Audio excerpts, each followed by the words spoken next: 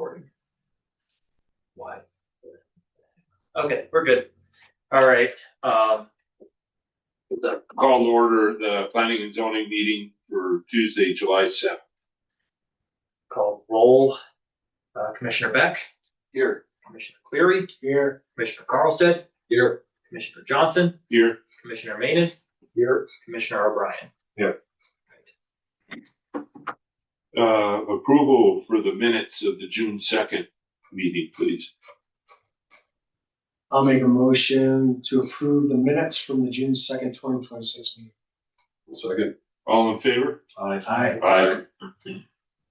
First on the agenda is 6871 Highway 9 addition. So my only question was on Kyle's summary regarding Article 620 materials. And whether or not that even affects us. Like can we approve this project, and then if it requires the siding or the remainder of the roof be fixed, then that's just part of the process of doing the work? Or are we supposed to make the assessment as to whether or not it's consistent with this Colorado wildfire resiliency code?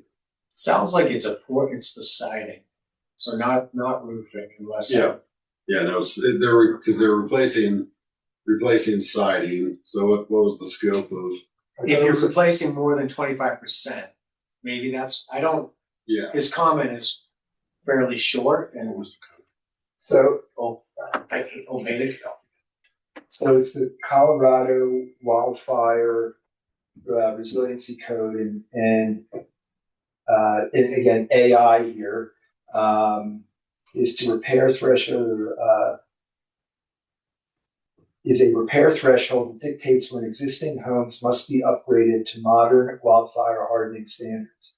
Specifically, if a remodel or repair project affects 25% or more of the total surface area of your exterior walls or roof, the entire exterior assembly must be upgraded to meet current ignition resistance standards. And so they're adding these roofs. And does that mean that if now that added roof is 25% of the total roof, that they would have to redo their existing roof? Or who's to interpret this code? But are we? We interpret the town code. Who interprets the state code? It's not. I think we're. My opinion, as far as roof goes, I don't think we're at 25%.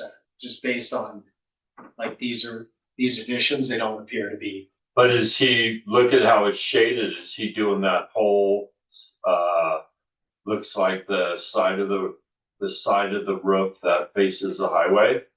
What page are you on? I'm on 11. Of the packet, so like 22 to 34, or on the right hand side of the PDF, it'll give it to you. Yeah, I'm not. No, or if you grab I can't see the number, page number. It's Well, if you just look- above it. I think you're on 11. So they're just adding the Zoom out. for the new decks. Yeah, like page. Their sheets are not numbered, so I can't really reference a sheet number. But So I'll count. of the packet, page 22 of 34, they show existing siding. So I'm assuming the bulk of the siding remains. Yeah. But there's some small bits, like on that. Yeah, I was. So 11. all new roofs are showing metal for new roof additions. So Oh, it is? the roof is not the question. Right. There's the section on the garage. It calls out board and batten on the garage. It does not specify if that's existing. It does show vertical natural wood. It does not call that out as existing. But then it does note for the majority of that street facing front elevation, existing siding is getting restaked. Yeah, I would say the garage. It's all horizontal siding Yeah, existing so right now. It is. I know that house. Yeah, I do too. Is there? But like you said, board and batten. No, it's not. they're saying existing wherever it is, so Yeah. existing siding. is So, staying. so the garage would be new, and Yeah. there's a small segment at the entryway. Yep, and a that small vertical segment At that, where natural they call out that vertical natural and the wood. pop out. On both east and west face. Yeah, I mean, it's likely that that's less than 25%, but it's hard to say, because I also showed on the right and left elevation or north-south elevation. Yeah, I mean, if he's doing all the way around that garage, it's probably 25%. Well, he's, But again, can't Kyle just calculate that? I'm sitting here, I don't know how to calculate it on these forms, on these sheets, it's. Well, no, because it's up to the applicant to do all this work, and then if it doesn't, the applicant doesn't do it, the buck gets past us. We're sitting here on the little tablet. And again, though, Like, as a like, policy do you like question, this or not? as a policy question, this is a state rule. Okay, I'm hired, I think, to support the town rule. Is this my job to determine whether this is compliant or not with the state rule? I don't think so. I think we review whether it is in compliance with our land use code.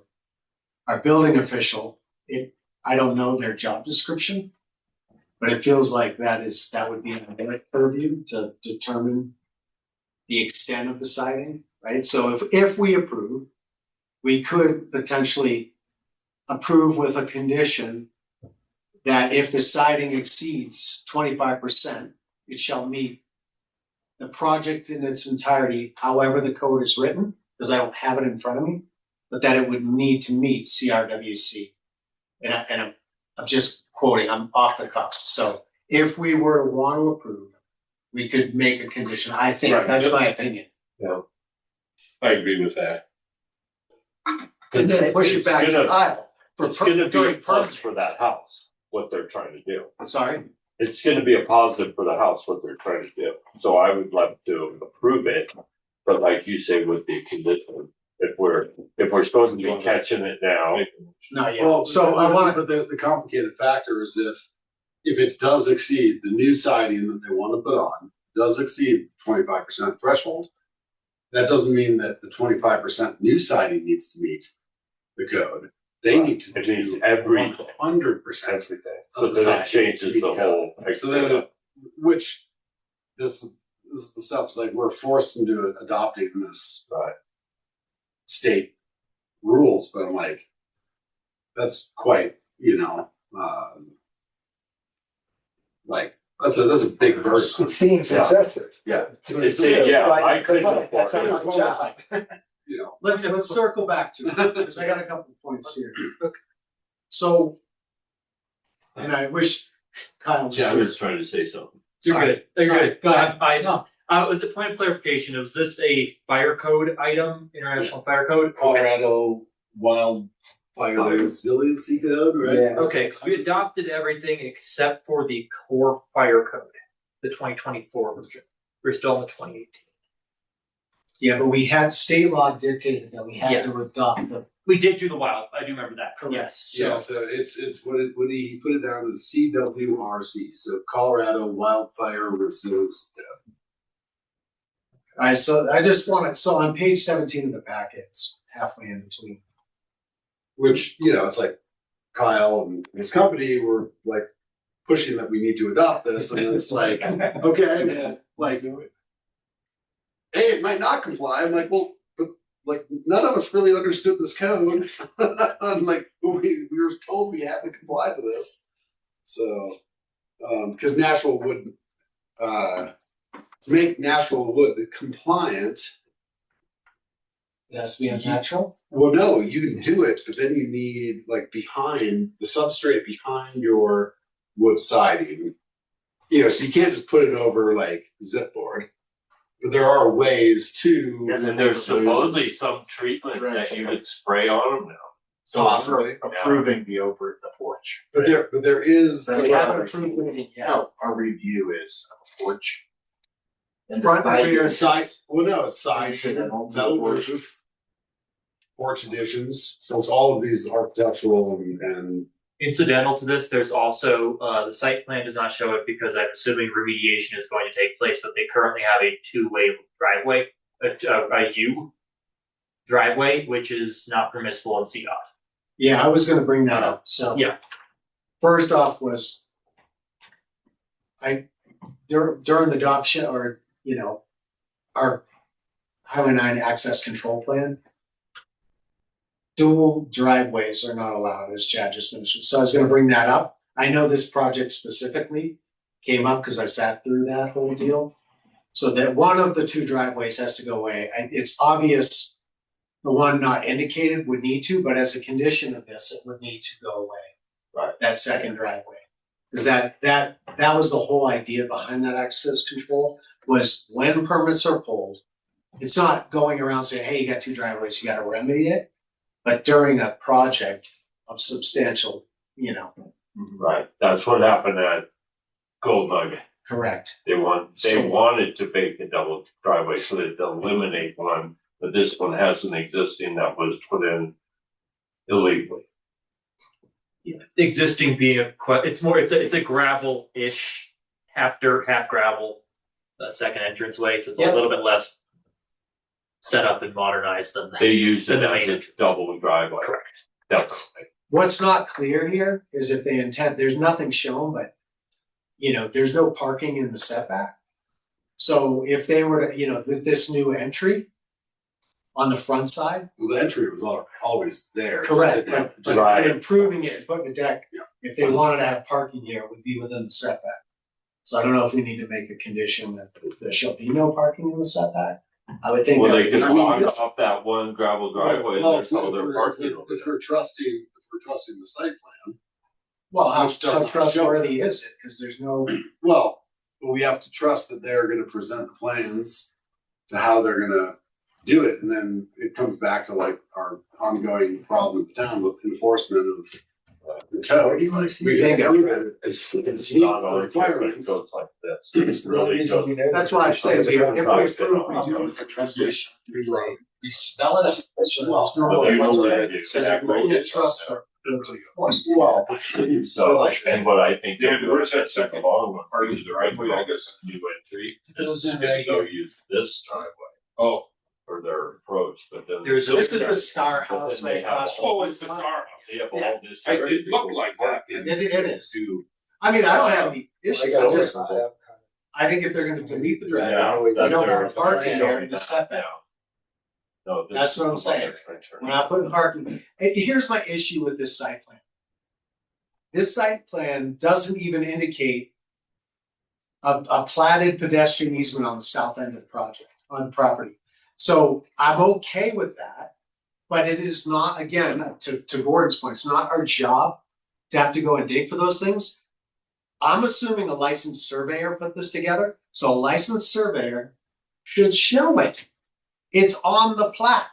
Right. So you can't have, any encumbrance has to be indicated in order to determine the buildable area. Well, And that is an encumbrance. It's not affected by the project, but it should be shown on a professional survey. If in fact that's what we're looking at. well, this, if I believe, you know, if I'm correct, like this house was recently sold. Yep. New owners.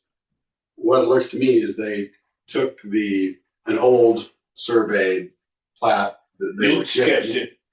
scanned it, and then there's no architectural design, you know, no new survey. So, you know, they're maybe completely unaware of that easement to the south. It's a plat. That's the basis of the survey.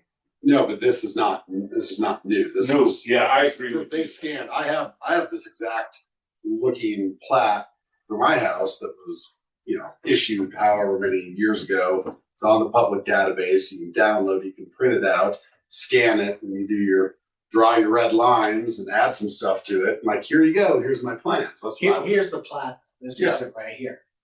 Yeah, 10-foot Page pedestrian 17. easement. No, the plat, Oh, the actual plat. oh, No, but I'm just saying, this is whatever they pulled off a public record. Right. They weren't hiring a surveyor to do anything. Exactly. So is there even a survey? No. It's part of a building permit application. We need a survey. well, then we table it.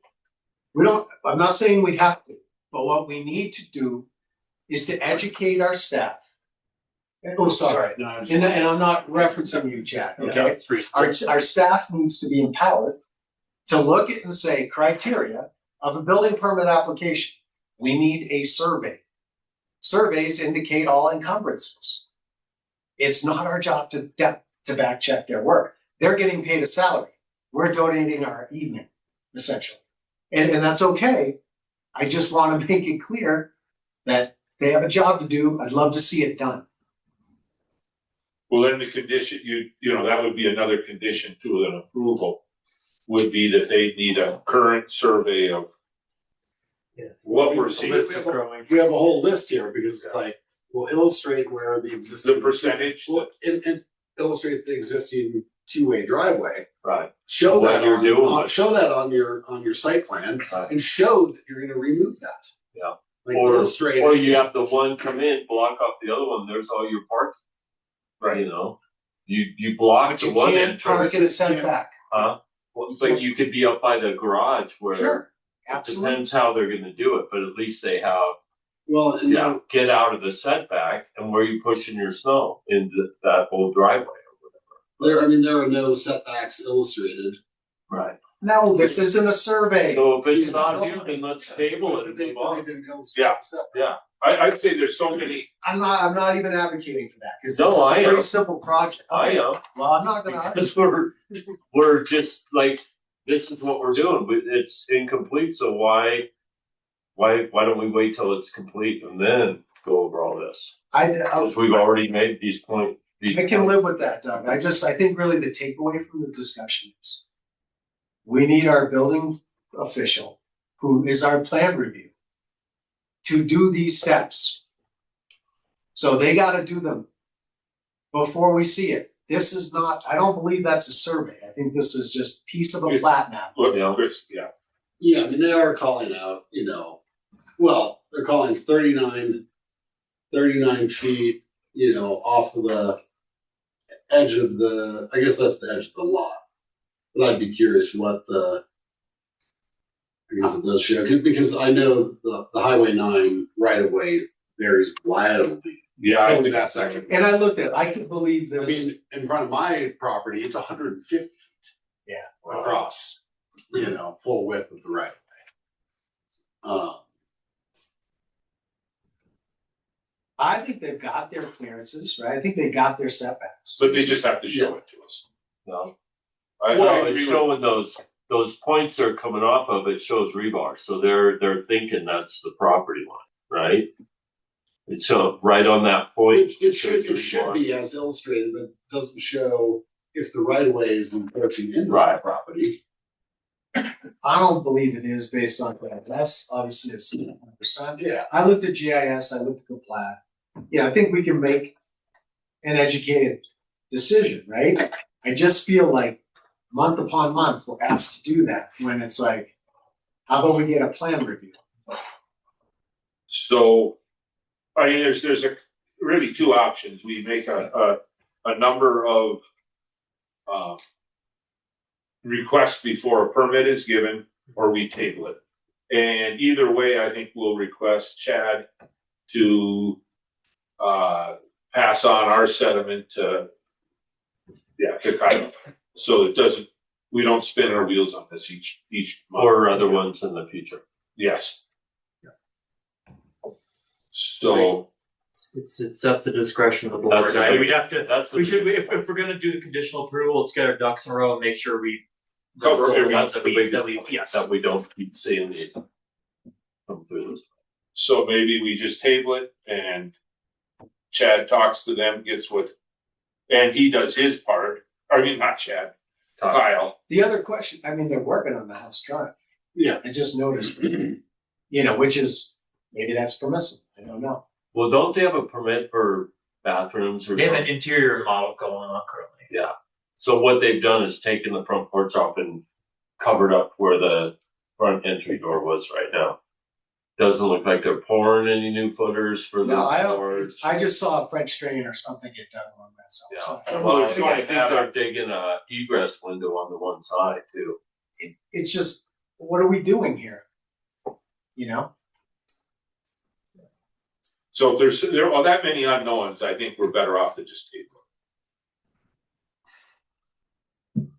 Well, if they're, it and get a clear I mean, if explanation. they're doing, digging an egress window, I don't know Like, that they right. are. I don't know that.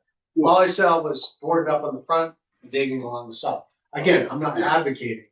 I just, but it's I like, get is there frustrated 'cause- is there more to this remodel going, you know, like they're already. where's the egress window going? I didn't see that. Well, we're speculating now. It is, you know, Okay. I think Let we me should just just say I table heard it. a rumor. Yeah. Because it's not a walkout basement. And No. this house is being, from what I understand, turned into a 9-bedroom house. And they don't have egress windows. Well, so why are we seeing only a permanent application for porches and siding, and yet they're creating extra bedrooms? That's what, Yeah. That's- Well, Interior- that's interior, that speculation. technical specifics of that interior model are classified as a type of permit that does not reach P&Z. right. So, I mean, there's so many unknowns. I think we're gonna miss something. And even like an egress window doesn't really come to us because it's part of the interior remodel. But it would be for grading and, unless I guess not enough soil is disturbed. Is this the egress? Grading and, what is it? Wall around. Excavating and grading. Well, that's on the back. So they're gonna need a shower. Right, and They're being a dick. No, I record. make the motion to table that.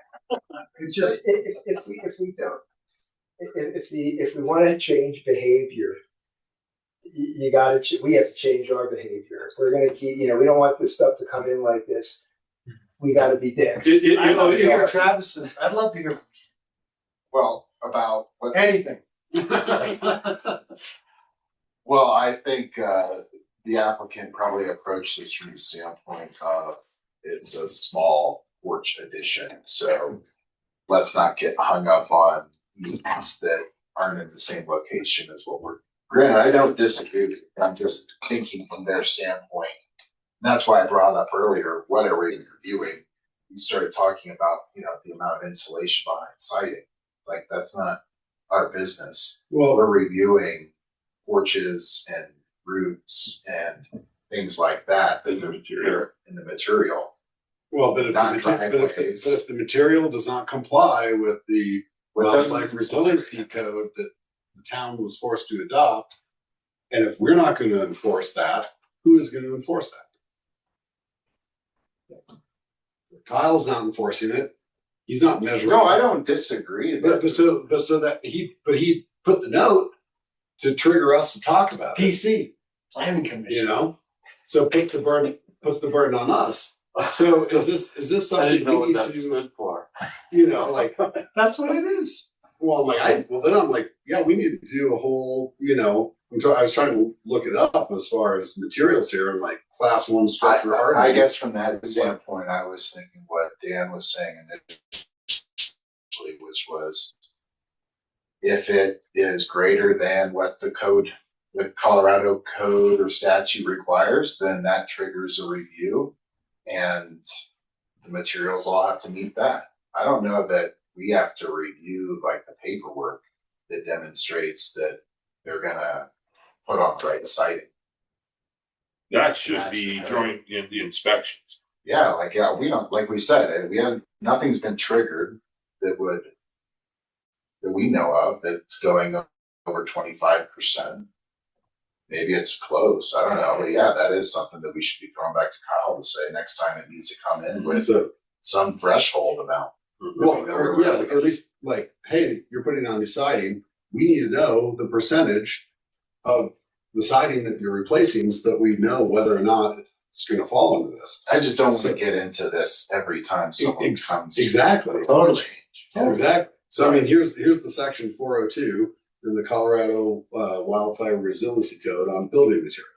So building materials shall comply with any one of the requirements in section 402.2 through 402.4. So a non-combustible material.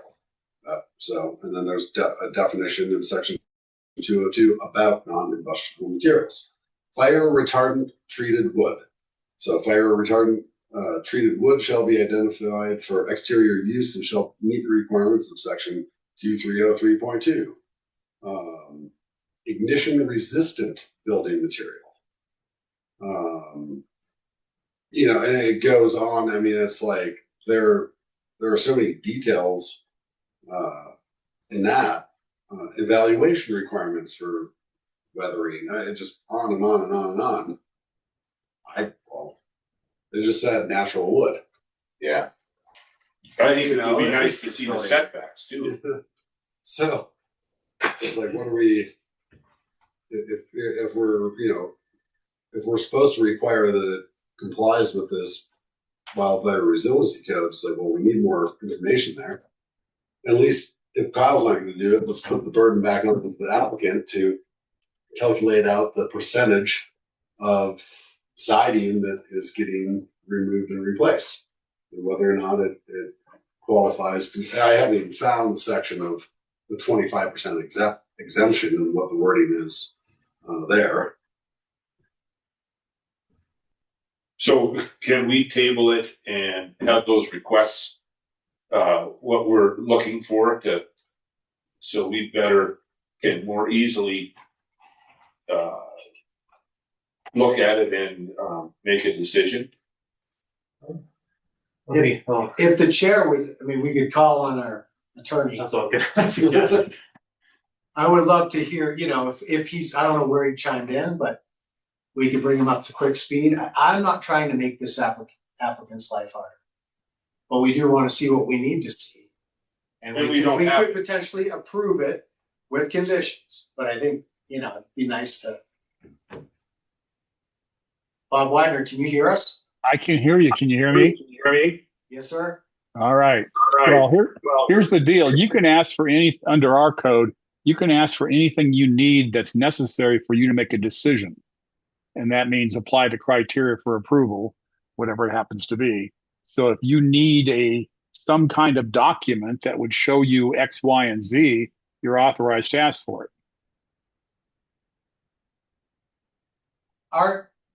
There was a couple of issues in this application. The survey is some sort of, copy of a portion of the plat. Mm-hmm. It doesn't show all encumbrances. It's not complete. There's a second driveway, which Chad brought up. We had it noted, 2 driveways during the access control plan. Second one would need to go, but you can't park in a setback. So we don't see any deletion of the second entry off Highway 9. Nor do we see any real discussion about parking. We could certainly say, we could make a condition, delete second entrance, no parking in setback. I mean, all those things they are codes, but we don't know that they're getting enforced. I mean, what initially spurred the discussion was there's a comment here for planning commission approval. And that was essentially regarding a percent of the siding. If the threshold of 25% or more is broken, then siding needs to comply with Colorado Wildfire Resiliency Code. But building official didn't really measure it, and it probably shouldn't fall to us to do so. Right. We could do an approval with condition. And the real takeaway for our staff is, we're going to need those things done and not punted to us beforehand. But what's your take? I mean, based on what you're hearing, we're not trying to make people's lives harder, but we also only have the tools in front of us, and it shouldn't be our job to go out and dig for all the information. No, and what you pointed out about the amount of siding disruption, if you will, may trigger another requirement of the code. That's fair game, and that's information that you can ask the applicant to provide to you. No, it's not your job to do that or to do that calculation, but that's relevant to the approval of the improvements that are going to modify the amount of siding. So I think that's number one. Sure, continue it for that reason and have them come in or work with Kyle and come in with a number that shows they are or not, and then decide what the impact's going to be if they are violating. As to the driveway issue, typically, you do not want to ask an applicant to fix something that's not implicated by the proposal of the proposed site plan. For example, if they're coming in to change, I'm making this stuff up, lighting fixtures, you don't turn around and tell them that they've got to sprinkler the building. It's unrelated to the improvement they're asking for. So in this situation, I suspect that the double entry driveway preceded our adoption of the state's highway control code, which gives us the authority to not require them to remove the entrance. But I question for you all whether the entrance is in any way involved with the improvements they're asking to make to the property. My understanding, based on when we sat through those access control plan meetings, was based on the size of the project. Now, that wasn't really defined, but that's when those would be addressed, when there were issues. So we in Blue River don't allow two driveways. We don't Correct. allow a loop. And that's what they've got. We don't have to fix it. We don't have to suggest it. But this seemed like the appropriate time to make that correction. If it isn't, then we certainly don't need to even delve into it. Yeah, I would think that if they were modifying the parking layout on the property, that would be fair game to require the elimination of the entrance. But merely adding a new entry and a new exit that in no way implicates the driveway or parking, I think this may be one that you may want to let go until such time they make a larger improvement that implicates the driveway. That's just my thought on it. There is a section of the highway access control that encourages local governments to reduce the number of access points, but it's not a mandatory requirement. It would be on a new construction project or a major rebuild. We do not allow two accesses, so they could never ever get that. And if they had one on a major rebuild, we would have the authority to tell them to take it away. I question it here for you, whether this is enough of a modification that implicates the driveway.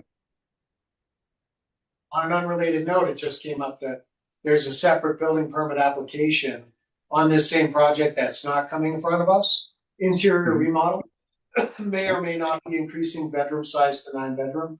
I don't know if that constitutes, we don't have that in front of us. It's not for our dinner plan. Yeah. Right. That seems like our building official would have addressed it at that time. Address the parking or the drive aisle access? It was a large remodel, based on what you just said. Well, if I'm adding new cabinetry to my kitchen and some new lighting, whatever I'm doing inside, does it really impact the access? Does it impact the parking? If I'm tearing off half the structure and building extra bedrooms and I'm going to have to move the parking around on the site, absolutely fair game. You got to remove the extra drive aisle or extra access. There's a point at which what you're asking them to do is unrelated to the improvements they're proposing. Okay, that's fair. Thank you. So they'll have to ask for a permit to do major landscaping or whatever up front, and then that would be the time to address that. If the major landscaping is going to disrupt their current layout of parking, for example, absolutely. Or if it's going to require them to move one of the access points a little bit one way or the other to put in the landscaping, absolutely. Those kind of changes, when they impact the access, impact the parking, would be fair game for you to address the reduction of the number of access points. I think it's probably going to Sorry. happen. Thank you. Search through to find the notes and exceptions on additions or alterations, as well as the specific exceptions for roof coverings and exterior walls. So additions or alterations shall be permitted to be made to any building or structure without requiring the existing building or structure to comply with all of the requirements of this code, provided that when the work increases the footprint of the existing structure by 500 square feet or greater, the addition or alteration conforms to that required for a new building or structure. So if they're adding roofs, they can add, like if it's under 500 square foot of area, they can make it match the old structure and it could be uncompliant with the wildfire resiliency code. If it's greater than 500 square feet, then that alteration or addition needs to conform, but it's not triggering having to redo everything. So is it an awning? Like it would be, because they're not, Yep. it's exterior. That was close. yeah, but they're covered here because their new roofs are metal. So a metal roof would be compliant with a roof covering for the wildfire resiliency code. But doesn't it say if it's greater than 500, then if it's 25%? So No, there's two separate things. So additions or alterations greater than 500 square feet, that addition or alteration must be compliant. but it doesn't kick in the rest of it. It doesn't kick in the rest. So if you're replacing or repairing roof coverings or exterior walls, and it's worded pretty much the same for roof coverings and exterior walls, if exterior walls or roof covering, if they've been in existence prior to the adoption of this code, if they are to be replaced or have 25% or more of the surface area of the roof or the walls replaced, or where work to reconstruct, alter, or repair the exterior walls effectively replaces the exterior wall or effectively replaces the roof covering, then that shall require the entirety of the roof or entirety of the siding to be replaced and be compliant. So if anybody, if they're gonna add if by adding these porch roofs, if it's gonna alter 25% of the existing shingles, they would have to make sure they would have to replace the entire roof to be compliant, or whatever alterations they do to, do a little bump out or replace the siding. It's more than 25% of the surface area. So, with a roof, you gotta, you're looking at surface area based on pitch and everything. It's not just like looking at a vertical square footage footprint plan view.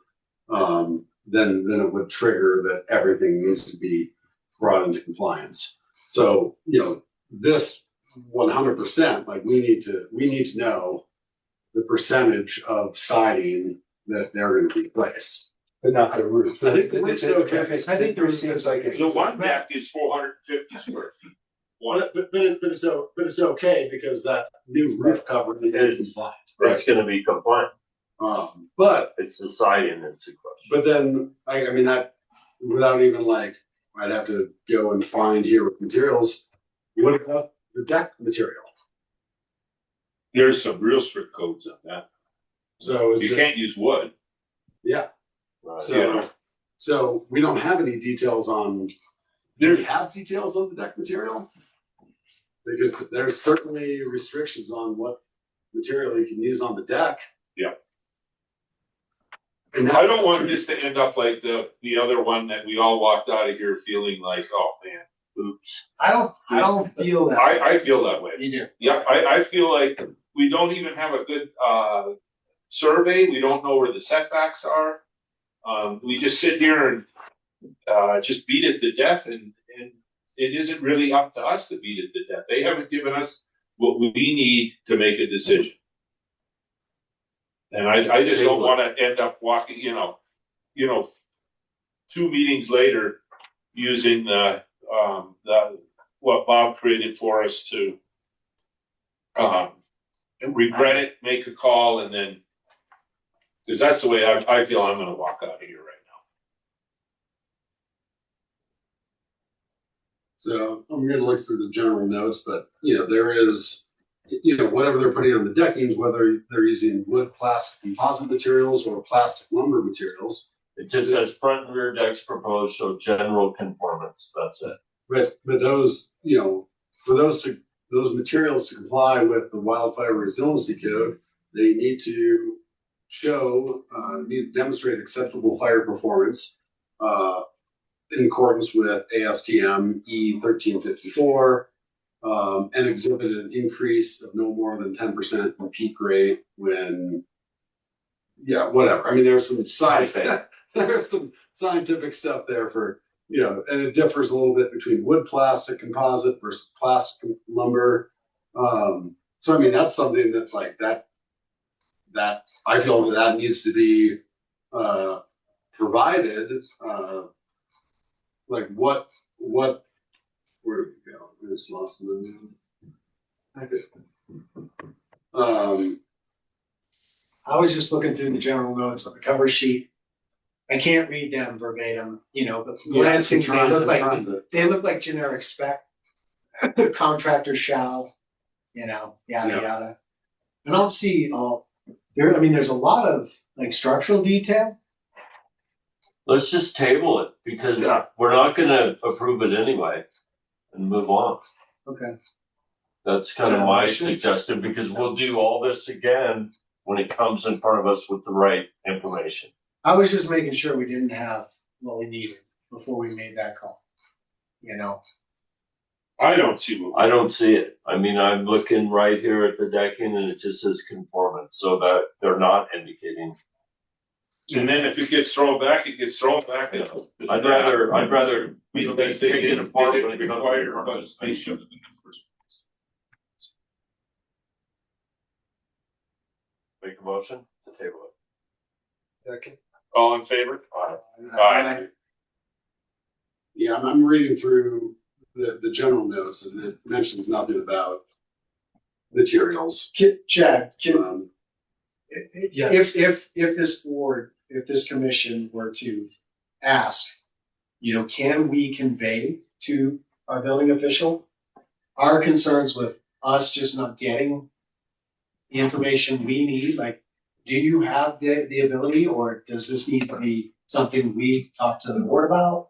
Like, we just want to make sure that the building department knows what we're looking for. We get it before we're sitting here. I have no problem with taking whatever items that you all determine to be necessary and shuttling it along the line. That is completely within my jurisdiction. I would start with 16C250. Every project that's like a type A application should have anything and everything listed in that section. Unless you, because you have the authority based on the code, to exempt certain things, right? So, like we if we need to see a survey that shows setbacks, right? Yeah. Well, he needs to know that up front, so that he's looking at it and saying, "Hey, this isn't a survey, or there's not everything indicated here, right?" It's not just checkboxes. That's how I feel. Don't make Blue River a checkbox. We have a code. And, you know, it needs to be looked at and weighed and applied to the projects before they sit in front of us by our staff, please. Agree. If this commission, I agree. I don't know how to say it I clearer than agree. that. And maybe that if it's a letter or however it's presented, maybe it should go to Kyle and then the company that Kyle works for, so they're aware of what we're after and what's been going on. Cause something like this coming in front of us should have had the real survey because of setbacks, because of the decks, the way they're built, Yeah. the roof and everything. All the materials should have been on there. The measurement should. And the And measurements. the measurement should be the percentages. So that, just in this case of this project, that all should have been there. Then there shouldn't be any assumptions made that they can go ahead and start making. I assume that it sounds like there's a basement there, but they shouldn't be able to just start making egresses. And I said that out loud because that's what I heard. Well, that aside, I think, you know, the other takeaway is, please have ask. I don't think it's fair for us, PC Planning Commission, and then a question about 25% or more of siding. Like, either put it to the applicant, or he's got all the tools. Like, we can sit here and do it. We could measure. PDF will allow it. I can measure. I can calculate, but it's not really for us to do. So don't, the other takeaway, aside from requiring what our code says is required, is to take the steps necessary to determine if it meets. And do not punt things to us like that. Specifically on page 9 of the patent, 9 of 34, but it's page, 3 of his review. Article 6, building material and colors, Article 620 materials. That PC just 25% rule might apply. And he's asking us to make a ruling. I don't think I don't feel, and it was really Gordon who brought it up, it's not appropriate for It should have been brought to our attention that it doesn't apply, not.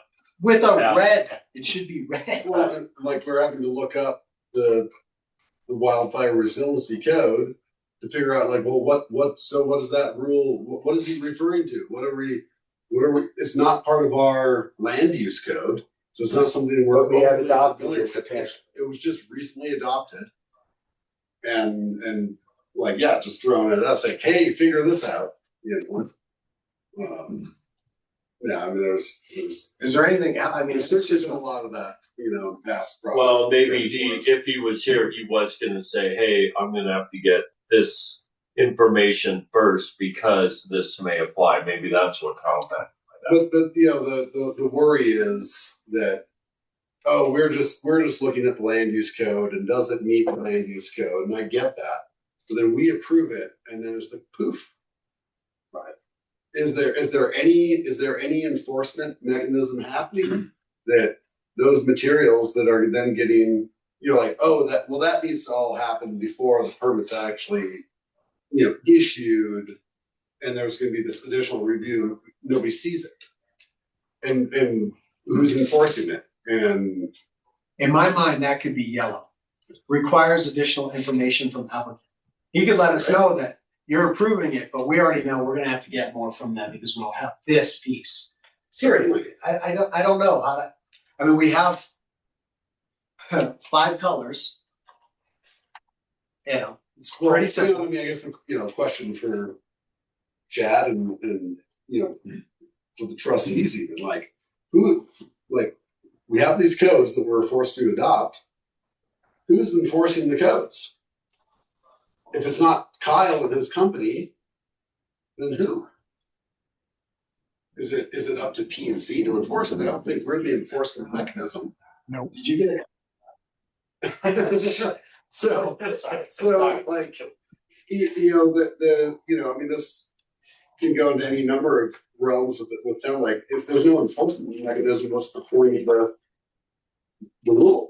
Exactly what I argued. I argued that. Chad, I think, has enough to take. Yes. Certainly. I'll take this and distill it down. Certainly. The rabbit hole. But I think it is important though But that he gets it and you CC. What is it, Abbott? And no, what are they called? Charles. Charles Abbott. I think it should go to him and whoever. So then there's some accountability there. Certainly, because I feel that like this has been an ongoing problem that Kyle has been very reluctant to be an enforcement arm of the town. Right. And so if it's not Kyle, who is it? And if we don't have somebody, it's like, well, the town better figure that out soon because I think there's like people are just going to do whatever the heck they want, right? And that's the way I with no repercussions. see the one we just tabled. It's kind of like, well, we'll throw this at them and see if it sticks, and it didn't stick. So now, and if there's any finger pointing, it isn't on you, Chad. It's on Kyle and the way, so if there's any grumbling, say, hey, But I think this needs to go to the trustees as well. Yes. This is continuing this is problem. problem. Like, what's the solution? Trustees need to come up with a solution so that we're not just getting bombarded with applications that are non-compliant and like,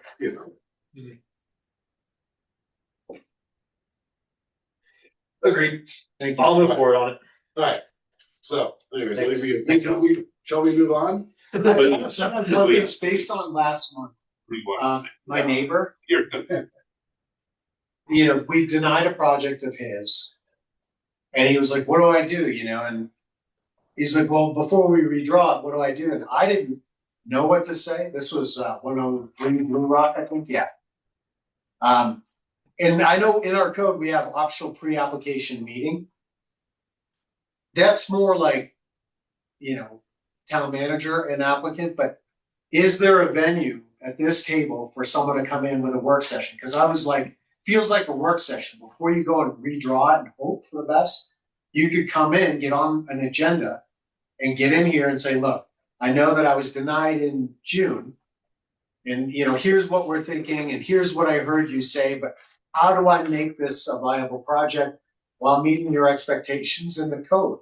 Feels like a work session. We don't have a lot of those. And so I just thought I'd bring it up tonight. Do we have the ability to do it? Because it's not necessarily pre-application. We do. It has to have the applicant be agreeable to that. Sure. Many of the times I've suggested that on several occasions that they have not taken the bait. Well, he liked it. And I was like, before you just do it, let me see if we even do that. So you might get a call from them. Because I was like, hey man, I don't like to say no, even though it feels like that's all we're doing. It's really not something we want to do. Yeah. We would rather have people come in and find out, like, how's this gonna fly? Can it fly?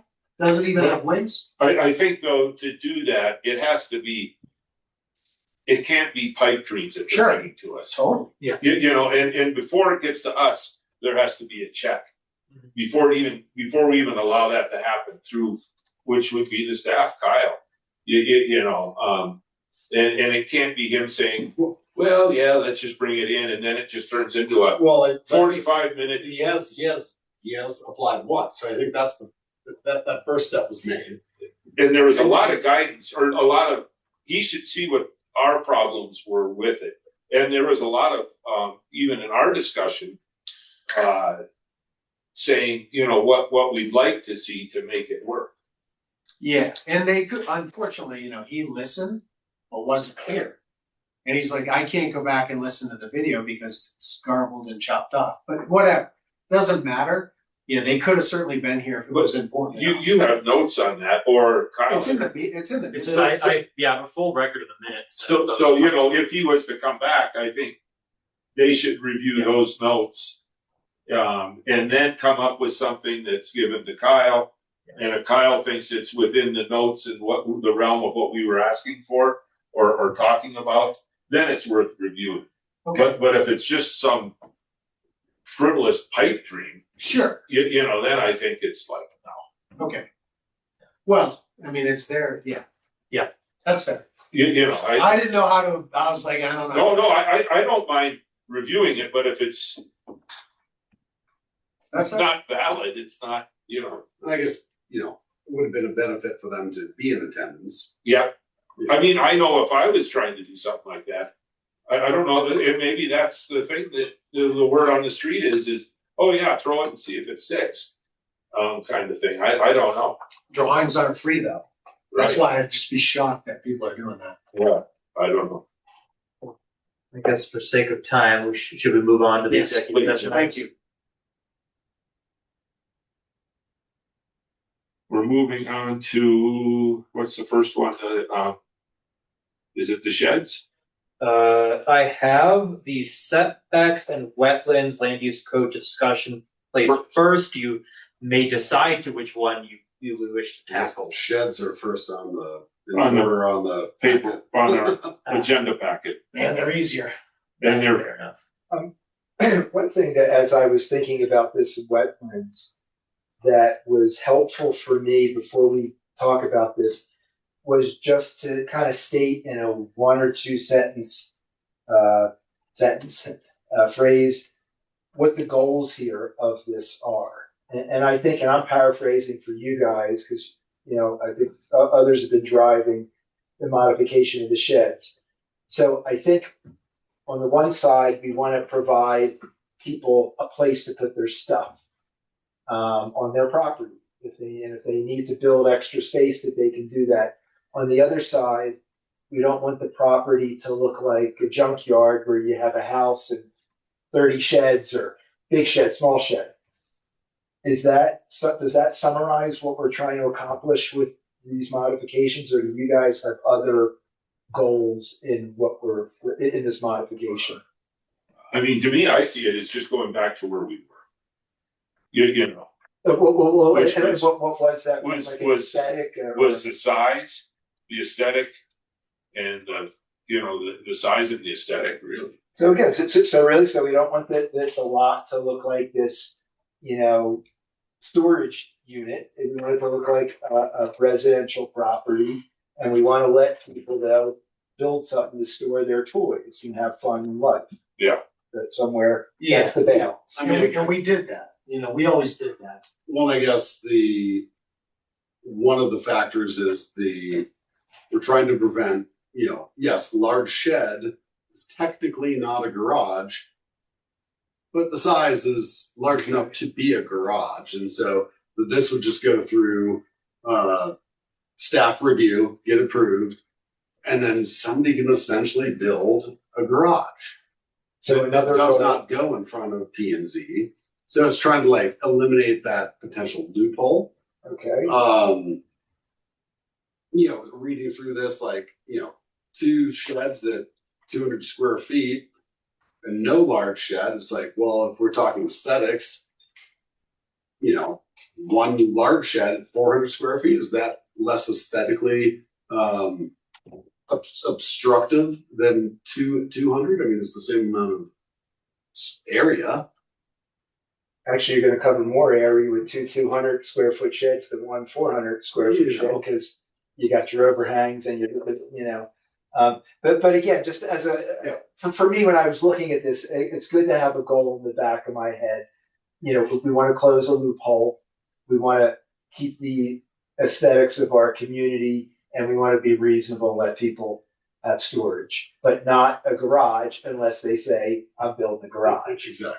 So, Well, yeah, because a shed, we don't necessarily say, other than, can't be in a setback.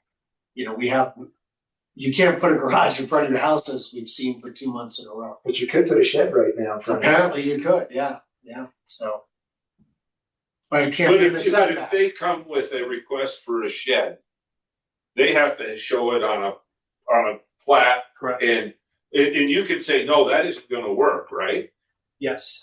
So, It is. the shed in front of the house, I would hope that who's ever viewing it would say, no, that's not. And then look at the plat and say, well, will it work here, or will it work there? Because I don't know that it says Well, that. so, yeah. If we want to, the sheds don't follow the same restrictions as garage. There's design standards, right, for the garage and maximum height, and so the only requirements on the shed is scanned here. The intent.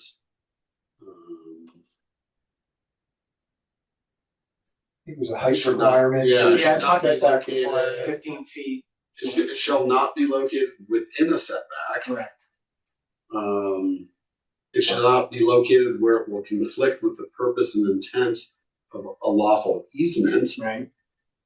and that's So it. it can't really go on the, if you got a road easement on the front and a front setback, now you got. So we know one of the sheds that has triggered this, it's right off the highway.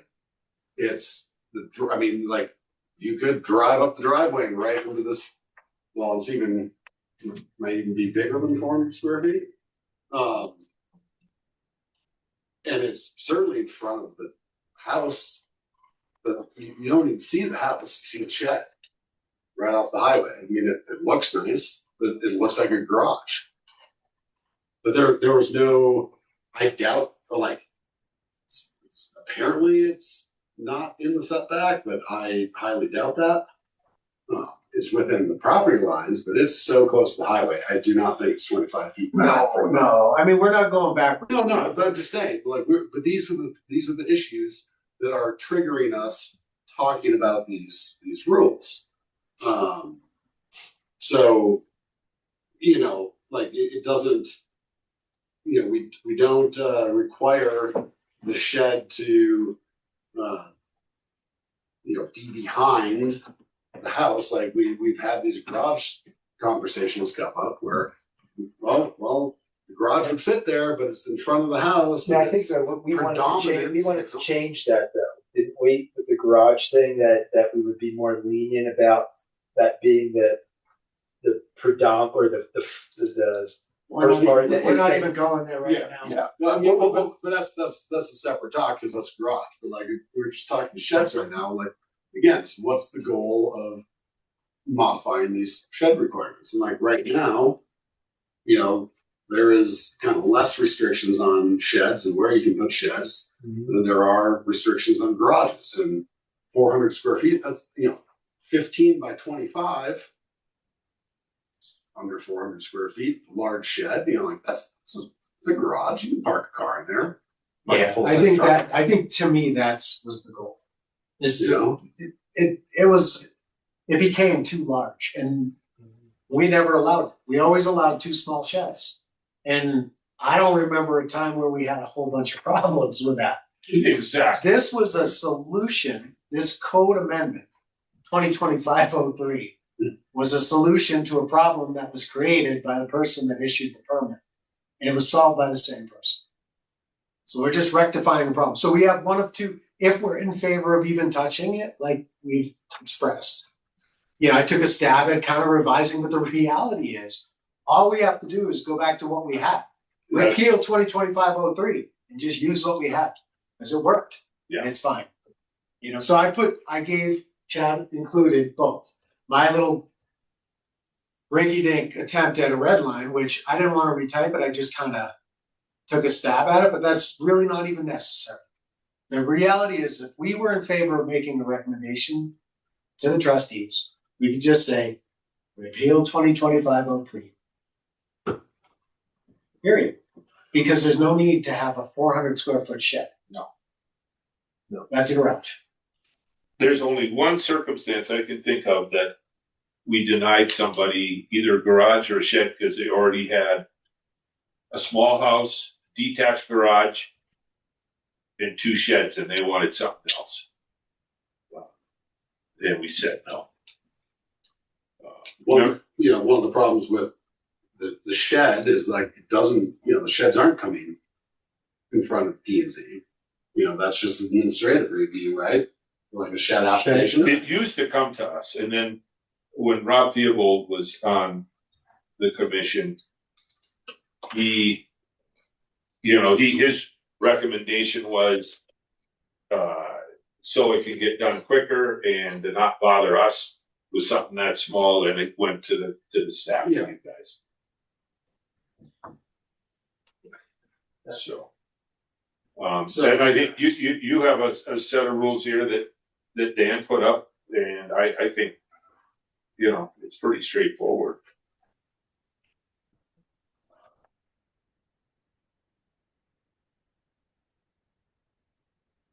So are we trying to amend this so it goes back to the 2 at 200 square feet? Is that the goal? That's what I heard. Okay, And that to me, is reasonable, code prior to 2025-03 right? solved it. And it used to be county, you didn't even need a permit for a 200 square foot shed. That was kind of the norm. A shed was 200 square feet.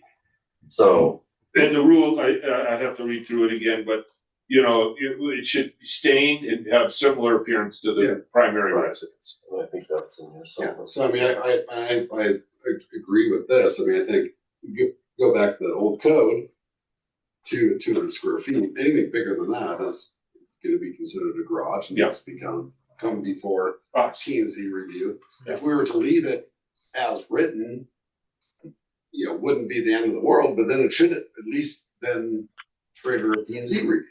Right. You know, like we could, you know, in theory, allow a 400 square foot shed.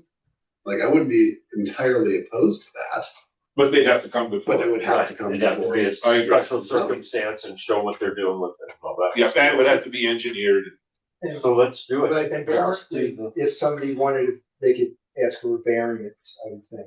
If you have this hardship for whatever reason, that you need to build a 400 square foot shed. Despite all these changes, they could still ask for that. I think. No, it wouldn't be a variance. It would just be to become before us as Garage. a garage. Okay. Yeah. Imagine it would be exceedingly hard to make the claim that it's a shed and not a garage Right. and over 400 square feet. So is everybody in the realm of the 200, and I can make a motion to, So what motion are you making? Are you making a motion Make a to repeal motion to accept it. 2025-03? Yeah. And to just basically go back to the code as written? As it was written And prior? it isn't, we already make a motion. I think we're just Recommendation. recommendation to the board of trustees. Yeah. so yes. So I guess this would be a question for Bob, maybe. What would be the easiest, most straightforward way to Make it happen. make it happen? Repeal 2025-03 or make a, recommend they revise with a new code amendment? If you are comfortable with what was in place before, in other words, if you drafted it today, you would draft what was in the old regulation that 03 replaced. If you're happy with that, the easiest thing to do is repeal. If there's any tweaks or changes you want to make to the old regulation, if you at the time you would repeal it, you want to change what was done in the past, it's more efficient just to rewrite the section the way you want it and not repeal. You implicitly repeal 03, but you're basically creating a new shed section that has all the bells and whistles that you want to have in it. Like, for example, I think the old shed stuff didn't have much in the way of mandatory character of the shed compared to the house. And what we wrote in there was, in the new one, was that you're encouraged to do that. But I've heard some comments from P&Z over the last couple of months that sheds should look like the main structure, at least come close, and just encouraging it, which means they could, if they had a white house, they could do a black shed, because encouraging is not going to be enforceable. It just tells them we'd like you to do this. If you want to change that kind of stuff to make it a little stricter than the old code was, then just tell me what it is you want, and we will rewrite the section, and it'll implicitly repeal 03. Like, he's talking about design standards. Yeah. And Yeah. we didn't change between the two. Like, if you look, they're both in this packet. One's on page 28. I'm not seeing the old. It's above the new. So if you go The back, one thing there's one in our neighborhood that it is kind of in front of the house, and it's kind of a mountain, not chalet, but I guess modified A-frame chalet. And what do they have? A gambrel shed roof. A shed with a gambrel roof. And that just, aesthetically, I mean, I guess you can only dictate so much, but that kind of looks like, doesn't look appealing, or it doesn't help the appearance of the neighborhood. Is it just a store-bought tub shed? I think so, yeah, with a gambrel roof. Yes, you get more storage or headroom in it, but I mean, it doesn't, it's like saying a Ferrari looks like a Dodge Ram truck, It doesn't really. is the Ram red? I watched that gas smoky one. But, so I think, a similar appearance, or however. Yeah. Well, so this would be, and looking Architectural style. Yeah, looking at the old wording for design standards, does look like it's identical to the new version. So, but maybe that's an additional modification we would like to request instead of just repealing. Yeah. The updated code that allowed large sheds. If we're gonna go through this and get them to approve something, well, let's maybe take out encouraged and replace with required. Yeah. So a shed, whether attached or detached to a building or structure, is required to be consistent with the principal permitted building on the same lot in terms of style, that sounds great. materials, and color. Does that work, Bob? Yep. If we're gonna do, we're gonna put Right. go through the effort. Like Bob says, let's get what we want.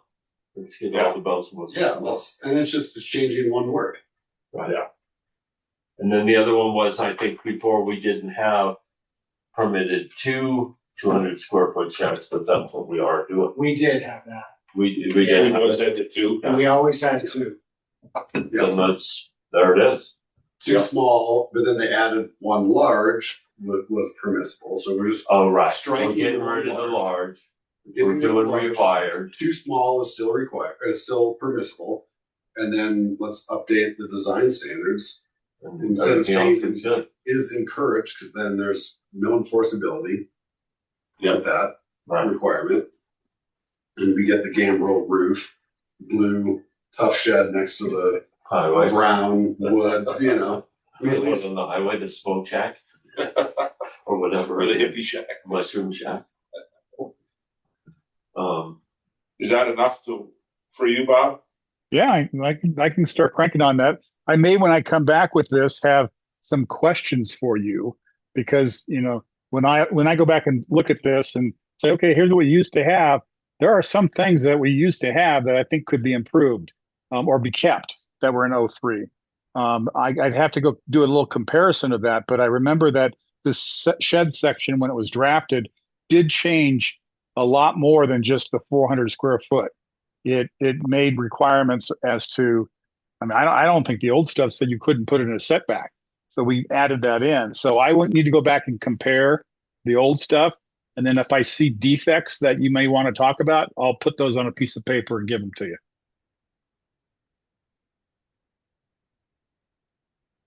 We'll make the rounds back here again Next month. next month with any proposed recommendations plus these So items that are it would discussed. be August before we turn it over to the trustees. Given the Yeah. course of events. Bob, looking at least what was put in the packet, the old code did note under location requirement that sheds shall not be located within the setback, and they shall not be located where the shed will conflict with the purpose and intent of a lawful easement or other encumbrance or limitation affecting the lot. Well, So you know, when you say that, the stuff I have in front of me that was in the packet, that Dan redlined, and thank you, Dan. A lot of the stuff, you know, I'm going to say this was not the old stuff. You know, if you're talking about the old design standards that we used, converted into the 2023 LUC, there were a lot of changes between those old design standards, the guidelines, the architectural guidelines, and the 2023 code. And then after the 2023 code got in place, then we again changed it with the '03 ordinance to address the 400 foot square stuff. So, Yeah. Okay, does that make sense? Yeah, exactly. The two codes that you see, page 25 and 28 of the packet, that's 2020, that's land use code 2023 Okay. versus updated 2025. Perfect. So yeah, when we say repeal, we would only revert back to the original land use code, In 2023. 2023. Yeah, Correct. we're Okay, not even. yeah. Architectural guidelines are many moons ago. Okay. Yeah, they are. And I don't want to ever use that phrase again. But okay, Dan, I got you on that. So yes, if we just repealed it, I'll go back and double check. But if we repealed it and just, yeah, I'll confirm that we're going to be fine on that. And then if there are tweaks on it, I'll give them in a piece of paper. But I think this, with Dan, your work, we could probably get this thing buttoned up quickly at your next meeting, and board could have it in front of them for August. Yeah, I mean, in my mind, and again, you're the attorney, but you have the ability to make minor revision or corrections, you know, in section 5 of that original ordinance. To me, that minor revision is the word required and not Yes, recommended or encouraged. Yeah.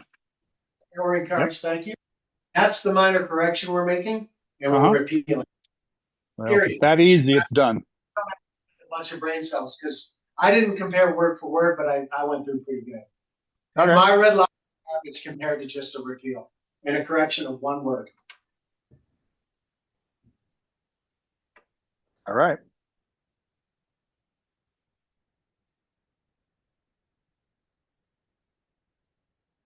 Moving on to wetlands. Are we good there? So, we had talked a little bit about this last time, and I had sent some information out. My understanding from Bob is that he kind of wants bullets for the different sections, and then he'll craft the verbiage. And so there's a couple of sections that I think are really important, and I've gotten some feedback from Stan and thought about how to address this. So firstly, what's the goals again? Just to go back to that, in my head, the goals here, on one side, we want to protect the environment. The other side is we want to protect the homeowner, the builder. You know, I buy a home that was built 2 inches from the wetland. I want to make sure, I want to be comfortable that appropriate engineering was done and that the house isn't going to flood or sink into the earth. So first thing is how to define wetlands. And I think sometimes you want to be real specific with definitions and sometimes you don't. And I'm feeling that this is a time that we should not be specific in the sense that, and there's different entities out there that classify wetlands. But the bottom line is, you know, the environment's constantly changing, and whenever that assessment was done, it may be the same today, it may not be the same. And so, you know, the stuff is not static. And so I think what a good approach for definition is that we put a broad net and we list lots of these different entities that define wetlands, like the USGS, Colorado National Wetlands Inventory, U.S. Army Corps of Engineers, and that we can kind of use any of those. Because like somebody brings a plan into us, like, and I don't know this, you know, you get a surveyor, they're looking at somebody's list of what the wetlands are. I don't know that there is a mandatory list that every surveyor's got to look at. Okay, so we're relying on the surveyors to be professional and do their due diligence. Well, what if, you know, one of you guys who knows this area like the back of your hand, to your point, Dan, where you've looked at some of these maps and you know the topography and the land, and you're like, well, this isn't listed as wetland, or maybe it's an area that you say there's never any water there and it shouldn't be. So beyond using these entities as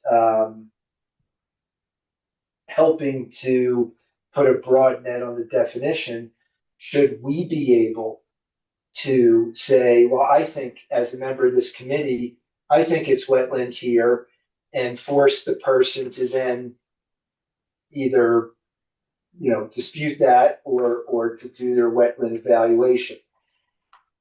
I don't know that that's a great idea. You know, maybe I don't like my neighbor, and, you know, we're all supposed to be unbiased and fair, but that gives us a lot of authority. But again, you know, there's all these different lists out there. They're old, they're new, they're in between. I think one, you have a broad net. The other thing is, do we have an expert that we could bring in if one of us has a concern? And if our expert agrees with that, then that can force the issue if that particular property is not on a list. So in summary, I would draw a big net. I would have us have an expert that we could go to if we have concerns, and would be the expert that would then say it's legit or not, to force the applicant to give us a wetland plan if it's not already on their plat or on their plan. All right. So is that, I don't know if I'm rambling a lot there. You're saying in order, so what triggers it? So what triggers Is the expert? is ultimately our expert. We're going to say, you know, the standards that are currently in existence and current information, but ultimately it's our expert that's going to, on those cases that are ambiguous, that would force the issue. I think. So yeah, on your, in that stuff that you sent, there was one, right at the beginning, it was, a section titled Wetland Identification and Delineation. So, and I had to send it to my phone so my computer doesn't die, but, I don't know enough about it. What I do know is that like the federal, there's like an interactive website on the federal government and it identifies wetlands, but it's not really comprehensive and it doesn't necessarily get down to like individual lots. So I don't know. Well, and that's What's just gonna trigger it. and So that's just it. Is that these lists are incomplete and outdated, and the definitions that the federal government is using are also evolving.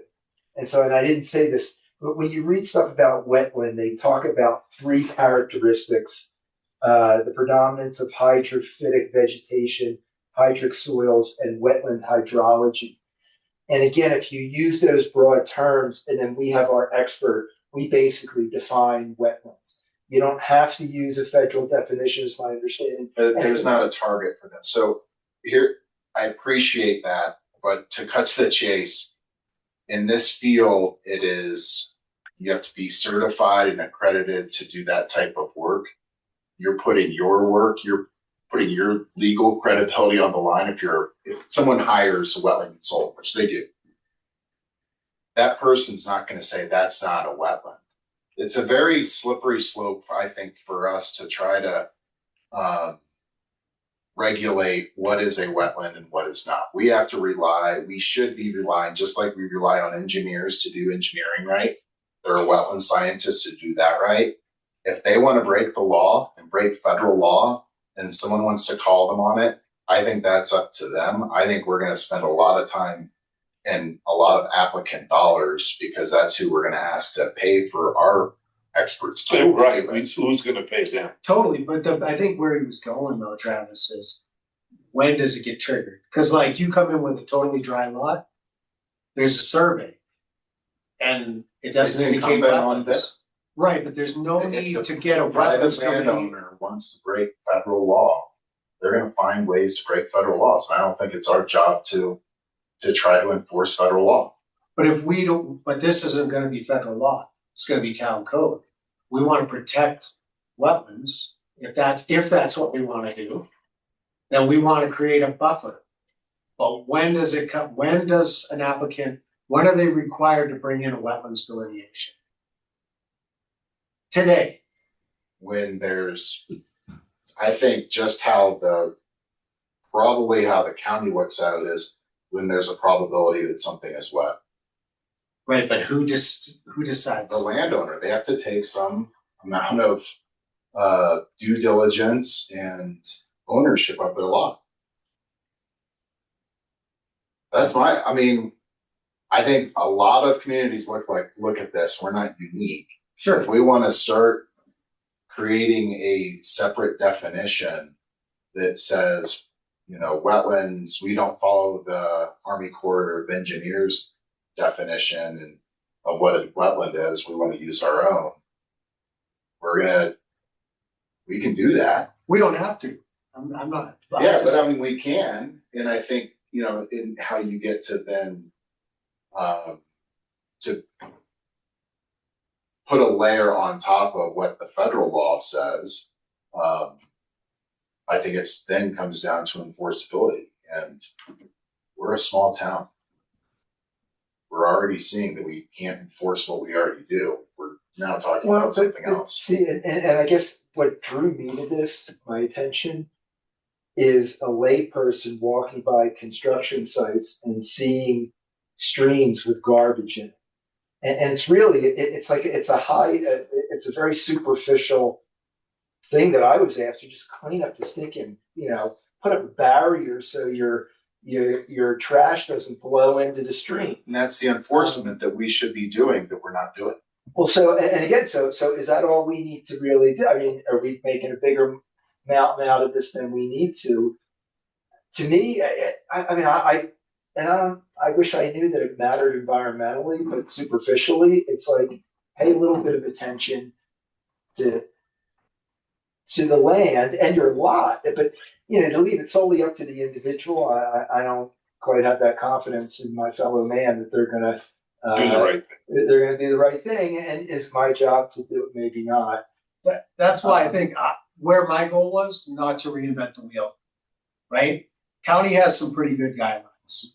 So I'm just going to read a couple in the email that I sent. And sorry, I got to look at my phone because I'm trying to save my battery in case I need it. But restrictions on soil disturbance adjacent to water bodies. Soil disturbance is prohibited within 25 feet of a lake. Now, I'm not promoting 25 feet specifically of a lake, stream, or intermittent stream, except when approved by the engineering department and when the water body or intermittent stream is hydrologically isolated from all earth disturbance according to the following procedures. And it goes into a bunch of stuff. But it essentially, like, we create a buffer and we say, and I threw out 12 feet. You guys decide whatever. We need something. But Because we don't define want the to wetland dig to have the buffer. We need to define the wetland to have the buffer. And if But we when can't we agree- see, when in my mind, when there's water prevalent, in 16C250 of our own code currently, we require a wetland delineation. We're not requiring it on super dry lots because we don't necessarily need to see it. So why spend people's money? But if you get a project, and we're going to go back to Blue Rock, they come in, you're like, wow, that's like awful close to that water. Oh, you're a quarter inch from the delineated wetlands at grade or below. So we know that there's going to be water prevalent. Here's our buffer. It's whatever. And Dan's using 12 feet. There is no soil disturbance within 12 feet of a delineated wetland. So they are required to bring in a delineation. And then you say, you cannot disturb. Now, what I also indicated was that I was advocating for an exception because I don't want to make anybody's lots unbuildable. That lot is definitely able to support a home. It just probably wasn't able to support that home. So, we create a buffer, which is going to shrink the buildable area. And then we're going to see development that is appropriate for the sites. Is it going to impact the property value? Probably. But some small, difficult lots that are remaining that were left undeveloped for good reason for many 60 plus years, it was done because these were very difficult building sites. To me, you asked about goals without going down the rabbit hole of it all. My goal is to protect the environment. I'd rather see us have something than nothing. I don't want to spend months doing a whole bunch of stuff. What are our goals? What are our bullets? What's our buffer, first and foremost? And to me, it's like, how do you define it? Well, like, if we think there's water prevalent, or our staff is going to require wetland delineation, and then our buffer kicks in. If they're like, dude, I don't have a buildable envelope, well, then there's an exception in place. So that to me is like the critical criteria without like reading a bunch of stuff. That's just boiling it down to ultra simple. I don't want to reinvent anything. But, okay, so this wetland delineation, what are we gonna, what's our gold standard? What's the delineation? Well, that's why. I think engineering 285 does a good job. Yeah, we have to follow what the county and the town, everybody, so like the delineation survey completed in accordance with the Corps of Engineers Wetlands Delineation Manual and all USA CE guidelines. Like that's what everybody is referencing. We can't expect to anything else. We're not going to pay for our own. Like if we paid for an expert, they're going to be the same kind of people. Okay, You know? so I think that's if we want there's to a use the same question- verbiage. I think in that situation, what I've seen is if there's a question about the boundary, the delineated boundary of that either intermittent or perennial stream channel or wetland, then you bring in someone from the Army Corps of Engineers and they look at it and they have the ultimate say. And how do you trigger, like, who can trigger that dispute, that person to come in? Because we're gonna say you give us a plot or a delineation, they give us their thing, and then when we're here reviewing it, if we don't like it or somebody says that's not right, then we can require the. Core. I get, yeah. Yeah.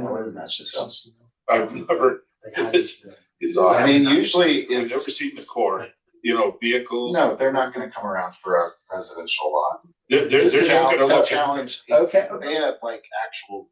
But- worries. Okay, so we can't rely on them. So there, and then are we gonna rely on an expert chosen by us that's paid for No. by the? Oh, well, if they have their engineer do it, we have to trust them because their word has to be worth something. As long as they're certified, like Travis said. Yeah. It can't be, And Doug and Tim's, wetland delineation. we're gonna let the applicant decide on that person? Yes, Well, Bob mentioned maybe us having on retainer. just like they let the Bob- applicant Bob- decide. Bob- Bob- Yeah, can I jump in here and kind of get us a little focused? Because Please. this is an area of the law and of science that has changed a lot since 2023. Okay, let me trick you. This is really high level because I'm not going to explain to you a 300-page U.S. Supreme Court decision, but back in 23, the Supreme Court handled a challenge against the Biden administration rules that basically gave the EPA and Army Corps of Engineers and a whole lot of others the authority to regulate wetlands in areas that were called waters of the United States. So the challenge came down to said that the EPA and the Biden administration regulations were unauthorized, that they went too far, and the definition of waters of the United States was far smaller than what the EPA had designated them over many, many decades. And they won that case. And what happened out of that case was that it basically took most of the waters that you know about in Colorado and took them off the federal mapping, federal plan, federal responsibility, and said the waters of the United States are these big waters that you can transport stuff on, that are involved in commerce, and the wetlands associated with them. So a lot of the law and the designations and the Army Corps work and the EPA work on wetlands for the last several decades is pretty much going to become stagnant because they're not authorized to do that work anymore. What happened out of that decision was that it delegated, this U.S. Supreme Court decision, it delegated to the states the authority to manage wetlands that were not waters of the United States. Basically, all the waters in Colorado that we know as and love as water courses and wetlands now fall to the state's purview. And the state of Colorado just last year created 180, sitting here in front of me. We have a state law that was done in 24 that told the state to go out, the state departments to go out and create new regulations. And they created a 162-page document which manages the waters in the United States, waters in Colorado, and the wetlands associated with them the way the state wants to do it. The monster document with little tiny words in it. And that document is not something that we need to worry about as a local government. The state has the authority to issue permits and do all the dredging and filling stuff that's in there and give out permits for that throughout Colorado.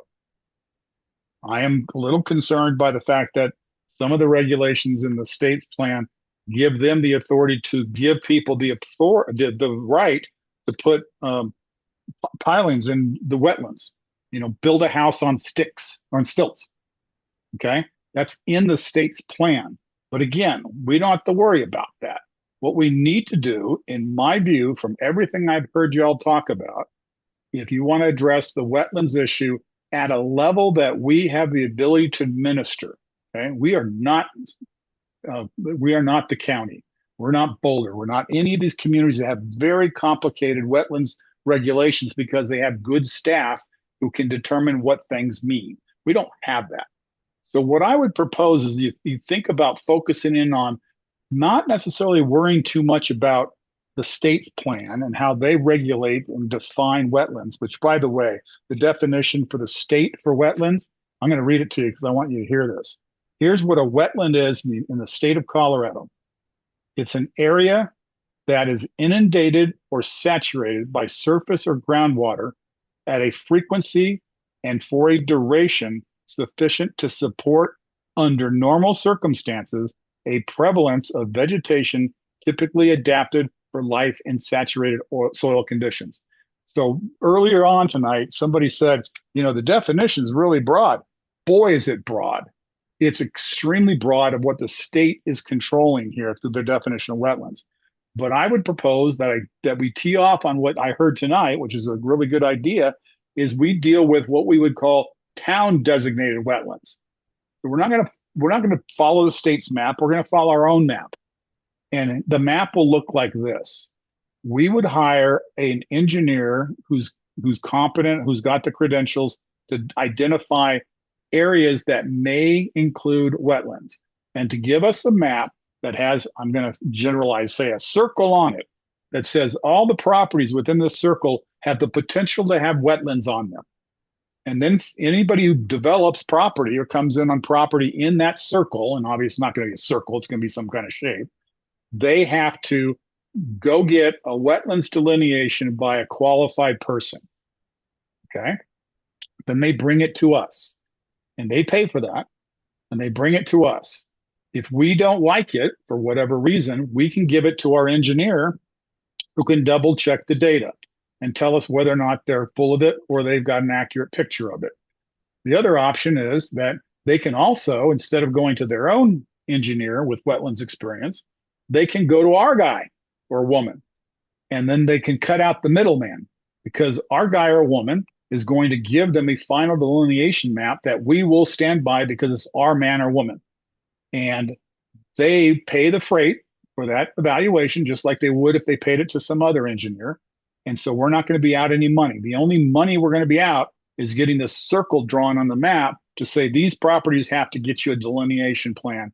And then every 2 or 3 or 4 years, that circle is updated, because I think it's only fair, because of the broad way in which they look at wetlands. It's only fair that we reevaluate wetlands every few years, because wetlands change, especially as the climate gets hotter and drier. Wetlands are going to change. So it's unfair to hold somebody 10 years from now to a map or to a circle that was drawn back when the conditions were different. So that's my scheme on this whole thing. And then the next thing is, once we know the line, when somebody said it tonight, you got to know the line, because every regulation is going to be based on the line. Once the delineation comes in with the line that we have approved, then you measure the setbacks off of that. And then we can have some side regulations that dictate what they can do in the wetlands, which is practically nothing, right? And we're not going to allow houses on stilts, if that's what you want to do. We'll have a small set of regulations. So once we get the designation and they're committed to not build in the wetlands and they've got to stay back a certain distance from the wetlands, then we can administer that simple approach with whatever code person we might have to make sure they stay the heck away from the wetlands that were designated or delineated with our approval. How's that sound? Is that too simplified? I think that sounds great, Bob. However, in the interim, I would suggest that we craft what I'm calling a buffer, whatever that setback is, of no disturbance, because I think the town needs it, because we already know where water is. We're already seeing wetlands delineation, and that way we can say, okay, can't get within a tractor's width of the delineated wet, or whatever it is. Okay. I thought Okay. county requires 25 feet. I think that's too much. I threw out 12.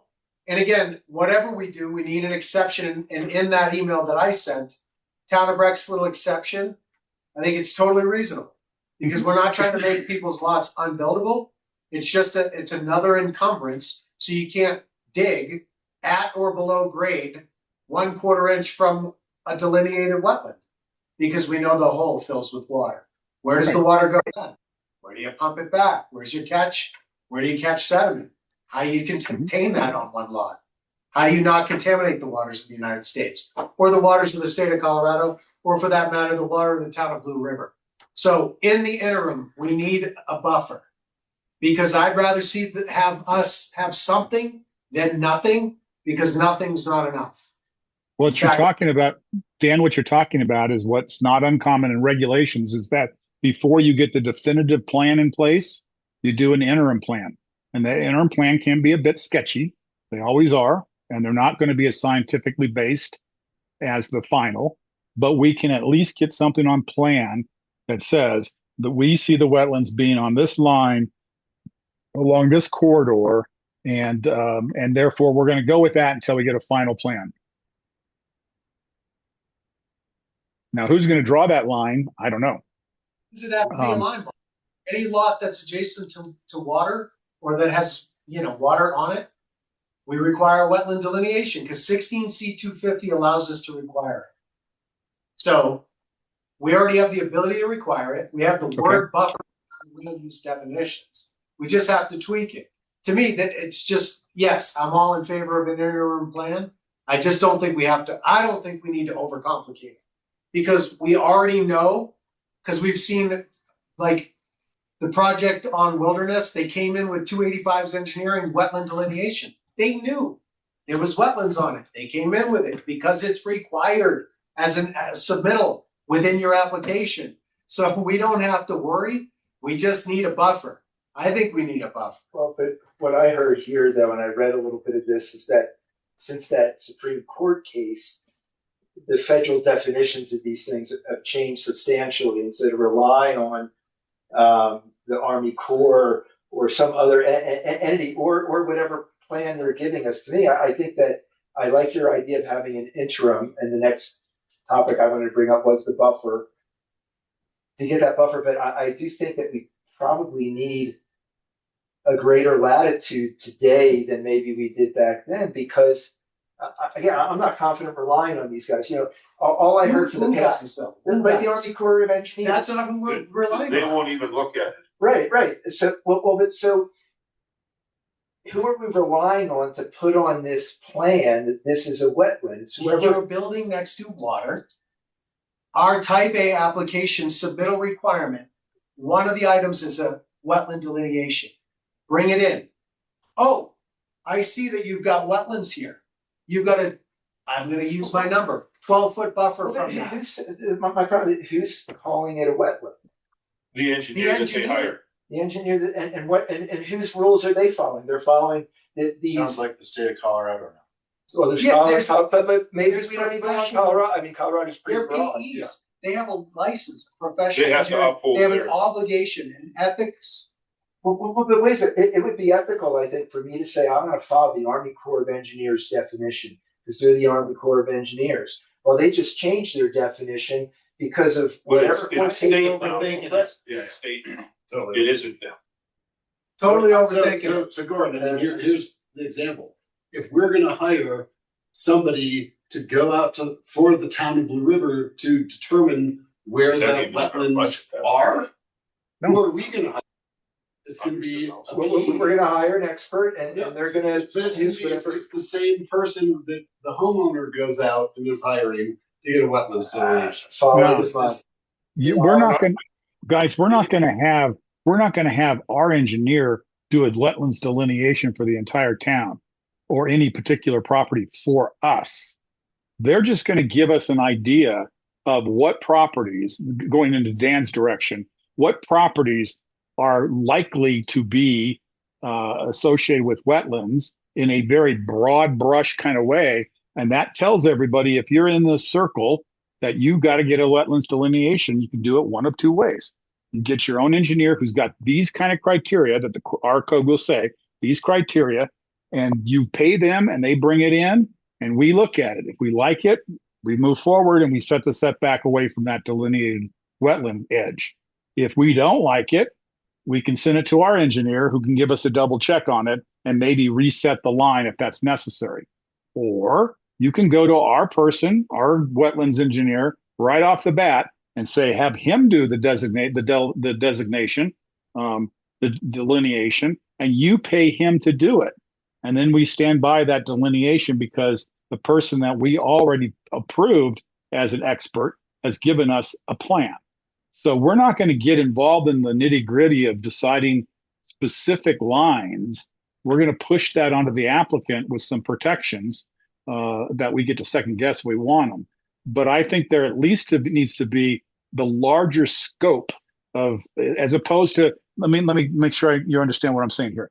We need to say, here's the larger picture of properties that are that we think probably will be in wetlands. They may or may not, but this is the likely area. And that, when we write that on a piece of paper, that gives us the authority to tell them, you must get a delineation because you're in that area. We cannot, I do not advocate that we do this kind of case by case analysis.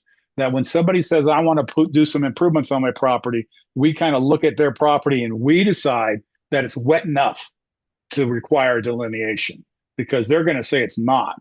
We need to have a circle already drawn that they're committed. We don't have to do a case by case analysis. The case by case analysis scares lawyers because it gets us fighting with somebody about whether we think or they think the property is wet enough, I should say. Yeah, but Bob, why are they bringing them in today?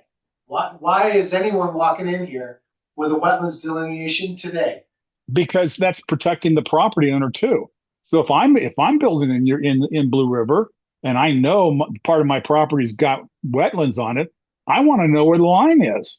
Because especially if I'm building a spec house, I'm not going to build a house and put it in the wetlands and sell it because I'm going to get a lawsuit. So I want to know where the line is, regardless of what the town does. So when we saw that plan come in on that other project, that was just smart developer, smart owner saying, I need to know the line. So I don't want to build, I don't want to build the house that I'm going to live in or the house that I'm going to sell in the wetlands. But I'll tell you what, I want to know where that line is because I'm going to put my house right on the edge of it. And that's what they did, right? That's why they got the plan, is to build the maximum they could without putting themselves in a position of liability with building in the wetland. Bob, I totally agree with what you're saying. I guess what I was trying to talk with Gordon about is, I think he's hung up a little bit on what are the requirements of the so-called expert and the engineer.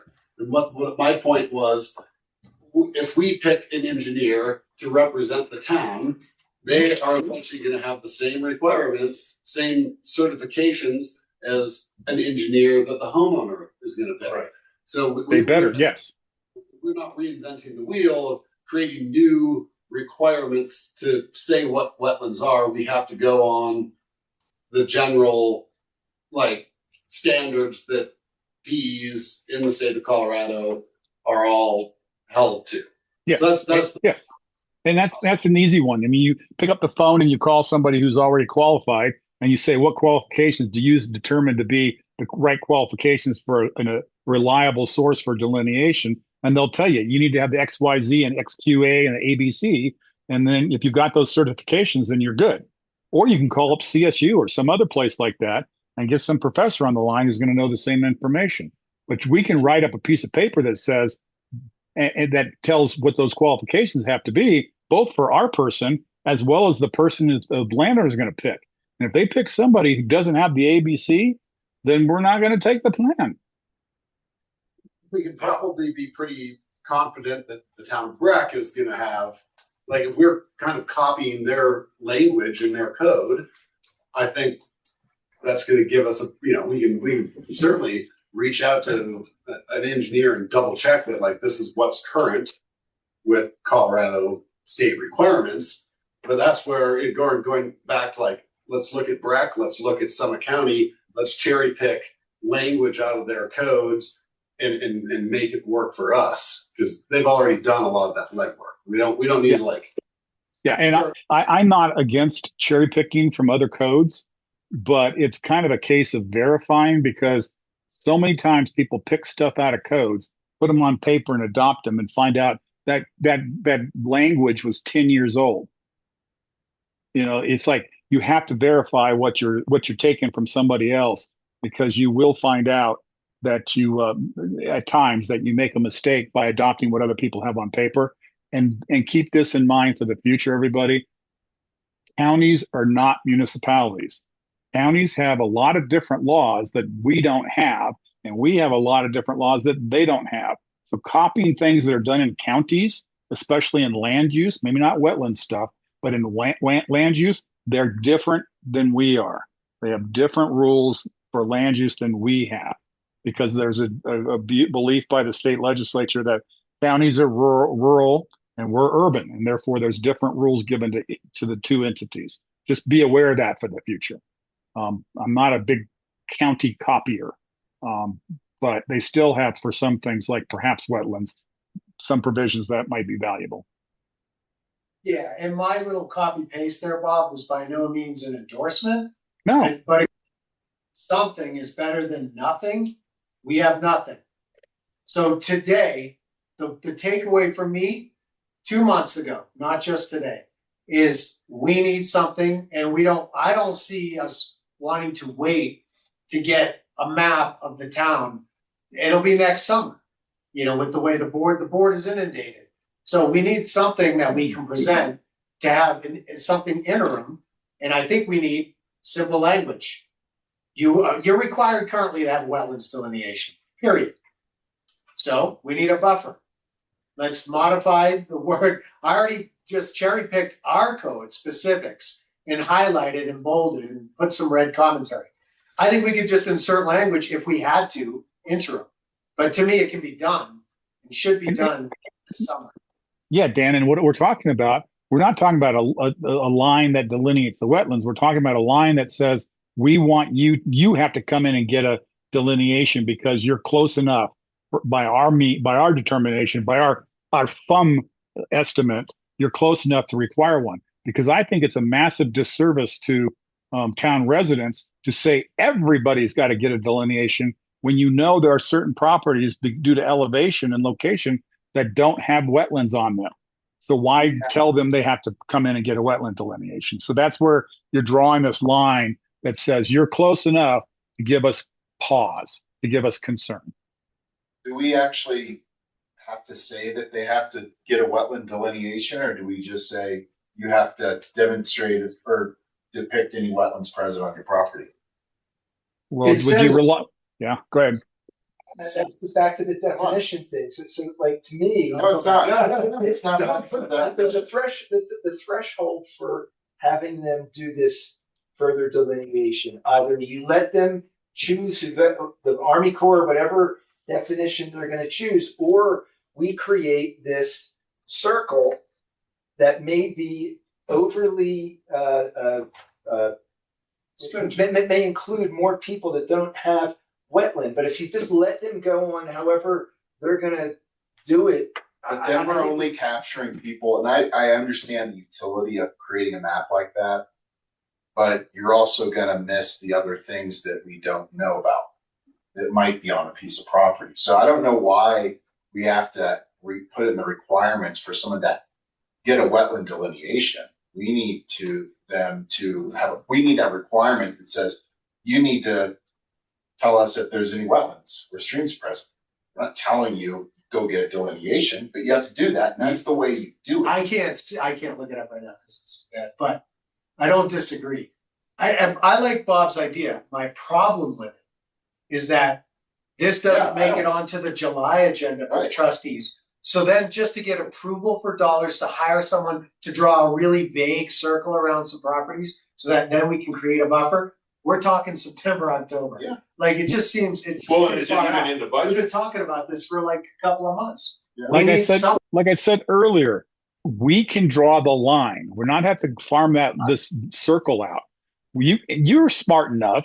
The people who've been around the town long enough know what areas likely have even this simple definition in the state that have groundwater at a frequency or duration sufficient to support under normal circumstances prevalence of vegetation typically associated with wetlands. That's how broad this definition is.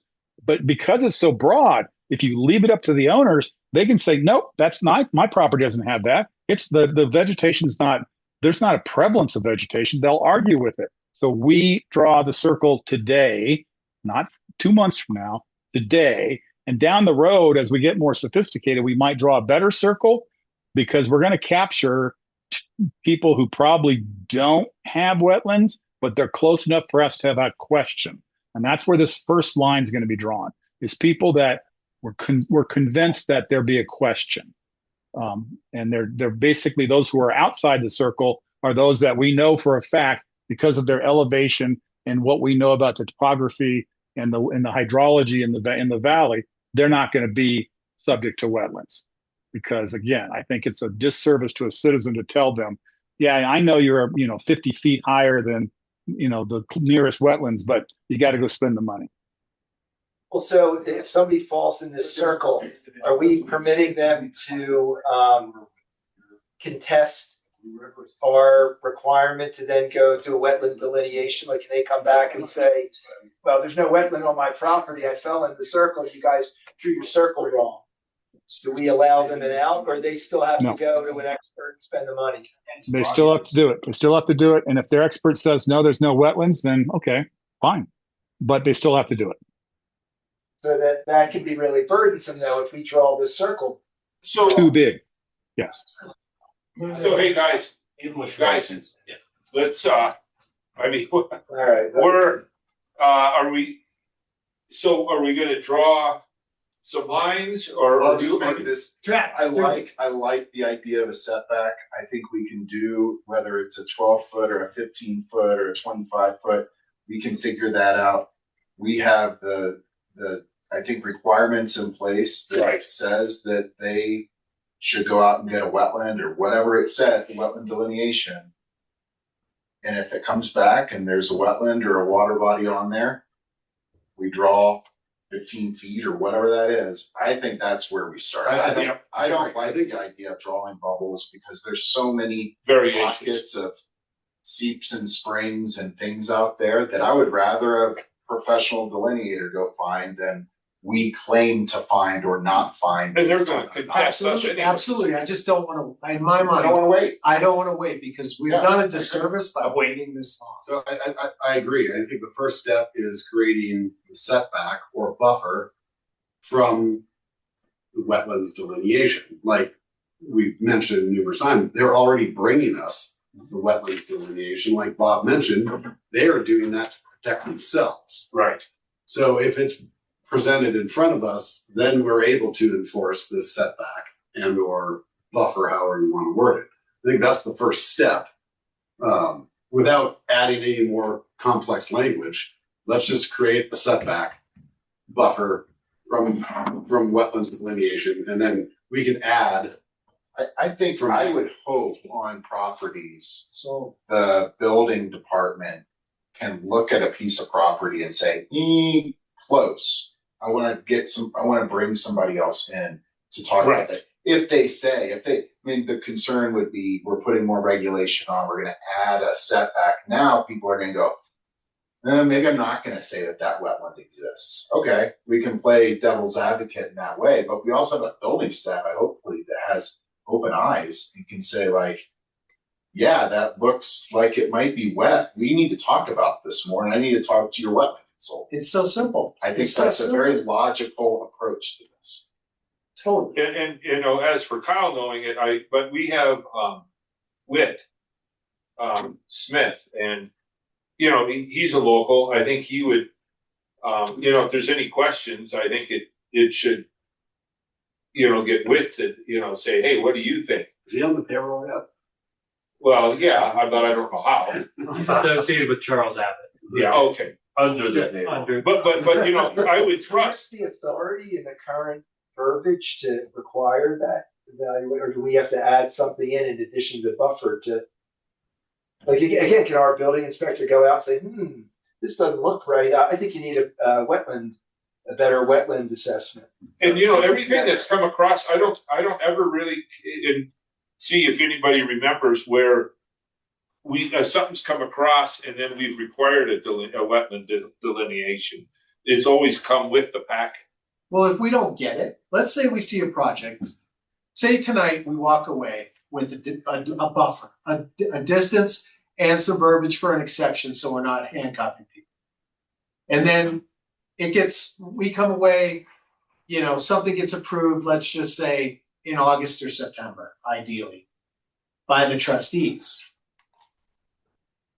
We get an application that very month or the next.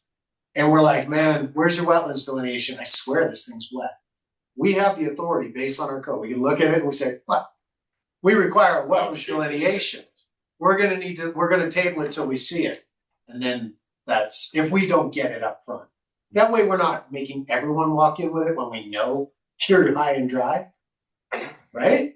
Does that make sense? Yeah. So do we want to discuss? Not in the head. I think that's good. Do you want to talk briefly about what we feel the appropriate buffer distance is? 15 feet. Well, so I would go with 15. the goal of the buffer, I mean, one of the things, Dan, that you've expressed concern about is whether the area is appropriate for footers and stuff like that, being so close to wetland. And what I looked at with the wetland is wetlands are all different. And so, the wetland stops at some point, but then what's after that, that soil might be great soil, it might be lousy soil. And so I'm not sure that a specific distance from all wetlands is necessarily safe to build. Like a footer, it would depend on the soil. But that's the soil And so that's the the soil engineer. study. And so And he doesn't want to put his stamp on it, and then poor Travis starts to dig, and it's not going to work. well, and so then the primary purpose of this setback is really environmental, so that the runoff doesn't go in there, the dirt doesn't go in there, the whatever doesn't go into the wetland. And so similarly, I think that you don't need 25 feet No, for that. I honestly think 10 is reasonable, especially because we have small lots. We make many of these unbuildable, and there's some where there is a distinct elevation difference between a bluff. My neighborhood is like, well, you go down to the wetlands, you drop 15 feet, Yeah. immediately. But that's where the exception. But if we have a setback, but yeah, there could be 10 foot, and then there's also. I mean, we can ask Bob, but let's say we set it at 15. Yeah, I think so. If they bring us the proper documentation, we don't have to hold them to the 15. Is that correct, Bob? We could draft a provision that allows us to give them some give, if you will, because of the topographical conditions on a site. But so the quick answer is, yeah, we can modify it, but keep in mind that this is true about all regulations. Lawyers will tell you day in, day out. All regulations, there must be a rational basis for the decision you make. It can't be arbitrary or capricious. What that means is that if you're going to set a distance, tie it to something that makes sense, that's rational. For example, Dan raised this as an excellent idea, is that maybe it's the width of a construction vehicle that has to pass between the structure and the wetlands. That's a rational basis. The other thing, as far as topography goes, about giving people relief, and this is identified in the state regulations, which is also troubling. The state allows you to have, I think it's called backfall into the wetlands. In other words, when you're pushing dirt around, if there happens to go down a slope and into the wetlands, the state thinks that's okay. I don't think it is.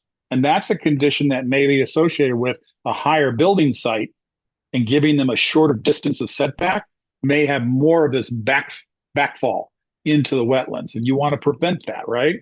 If you're protecting the environment.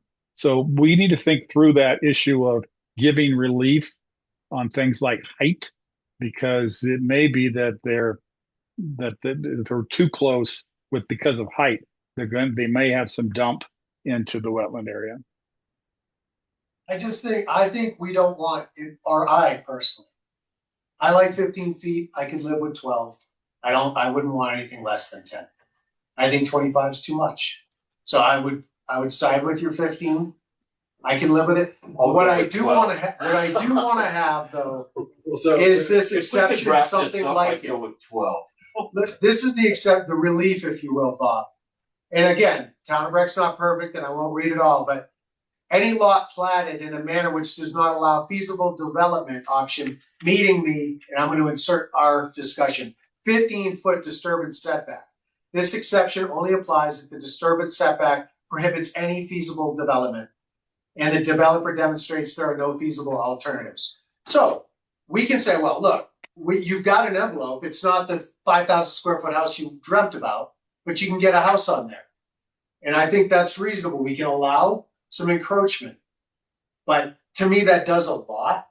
and not handcuffing. I don't want this to handcuff. Right. I just don't want to see destruction. Like, I don't think we should, and I think that the buffer is no soil disturbance, because we don't want to try, once you take it away, once you just eat up all the willow and all that, like that, I don't know the true definition, and nor do I really care about it for this discussion. But I know it's vegetation, soil, and water, right?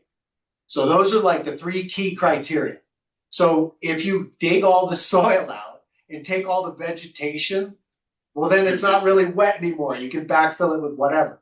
So if we eliminate no soil disturbance, right? Your construction goes there, not there. So now they're limited and they can't get any closer. So if you got to dig, you can't dig it out and pour it on the wetland. You can't disturb it. There's no disturbance. So our river easement has a lot of protections like that. No storage, no disturbance, no improvement, no impact. But we have nothing for wetlands. So we need something that includes a buffer at a distance of Doug proposed 15 feet on the floor.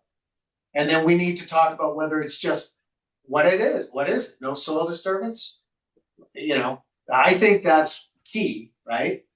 You can't just say, oh yeah, you can't build an improvement there. I think it's no soil disturbance and no overhang. Yeah. No cantilevering with Yeah. the setback. I love I know that. that's a way people get around those setbacks. Very They well. cantilever their And deck if, right and if over. we're talking no soil disturbance, I think we need to, be on the lesser of the setback, because if we're saying 15 feet, no soil. Well, I like to know the vehicle width.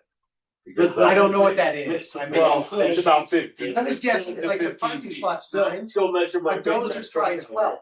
So vehicle width, maximum vehicle width for the highway is 8'6", 102 inches. Oh, it is. Well, in a parking spot is 9 feet, so I said 12 with a dozer. That's where I came up with 12 feet. I like 12. With the doors open and you have to get out. 12. I made it up, and I'm No, not. it's a good. You did make it up. 12, I think, is the typical minimum width of a garage. It's like everybody's car can fit into 12, but pickup trucks are pushing that limit lately. But 12 is a reasonable width of a single vehicle. You could probably add a few feet for a truck, if you wanted to go a little higher.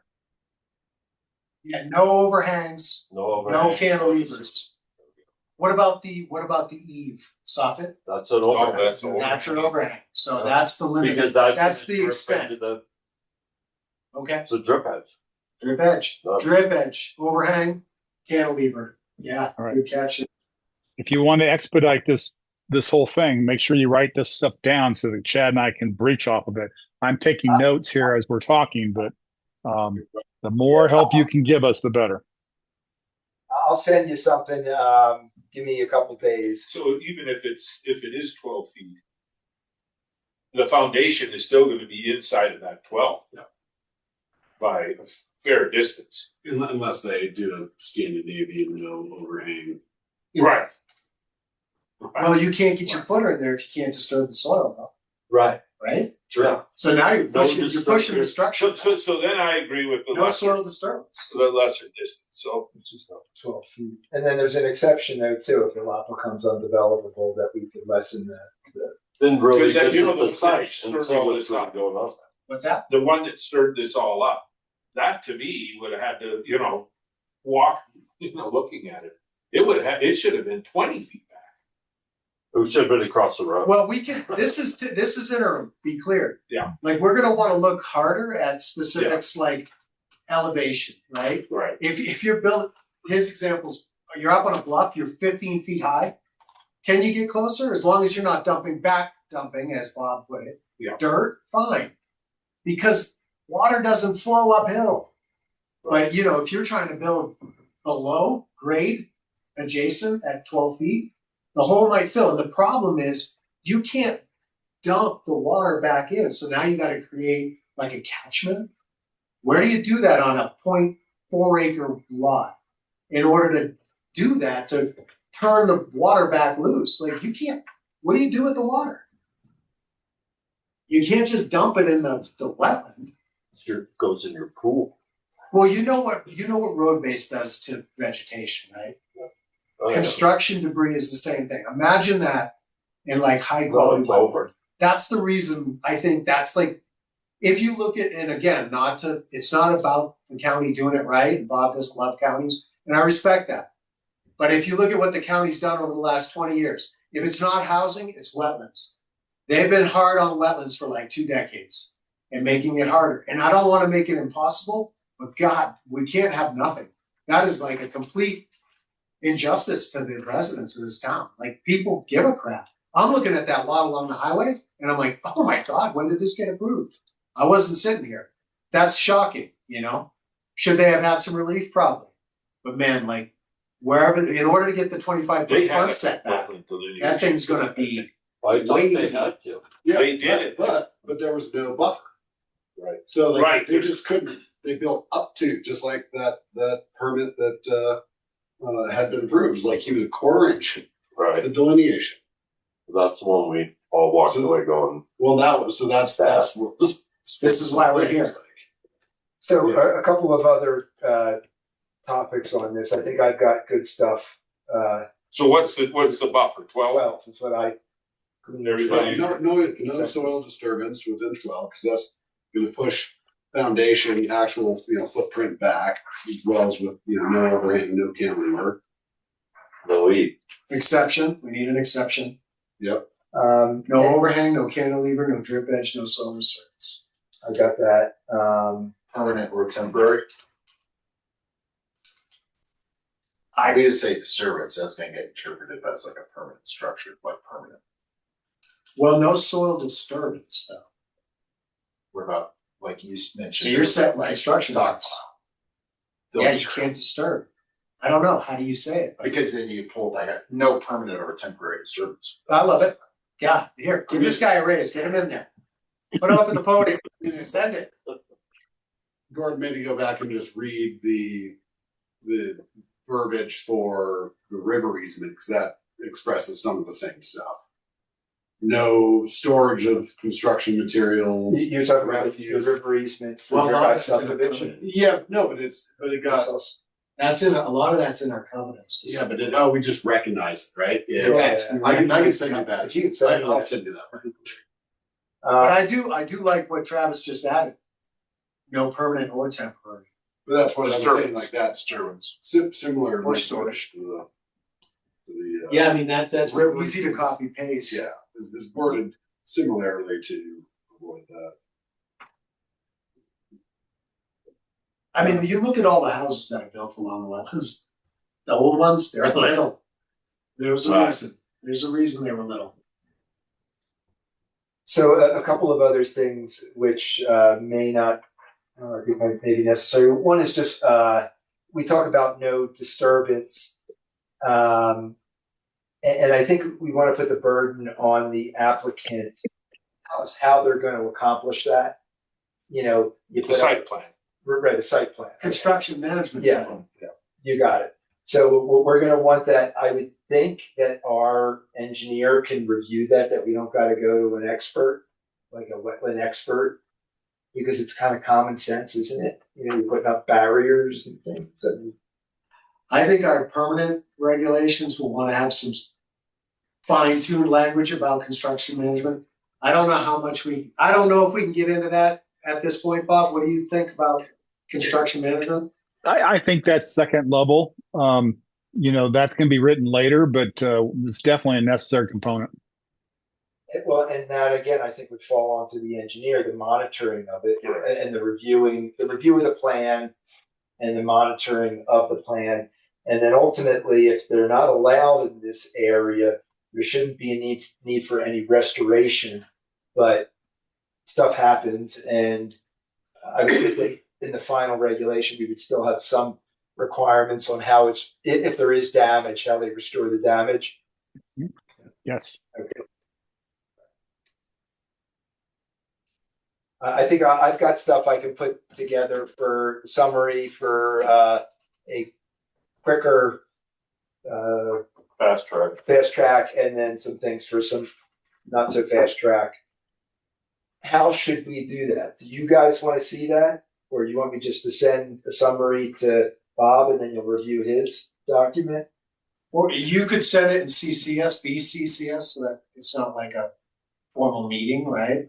We can't communicate to each other, but we can see. And if we see something we want to add it, we can BCC to. But I think it's just a handful of bullets here. In my mind, something's better than nothing, is how I've been feeling for like a couple months. Something's better than nothing. So understand this: the Colorado open meetings law changed a couple years back to allow you to share information. Okay, to send everybody information as long as you don't debate it or discuss it via the internet or the email. So I can send, if I'm a board member or the Planning and Zoning Commission member, I can send out an article to everybody saying, look at this article. I think it's important.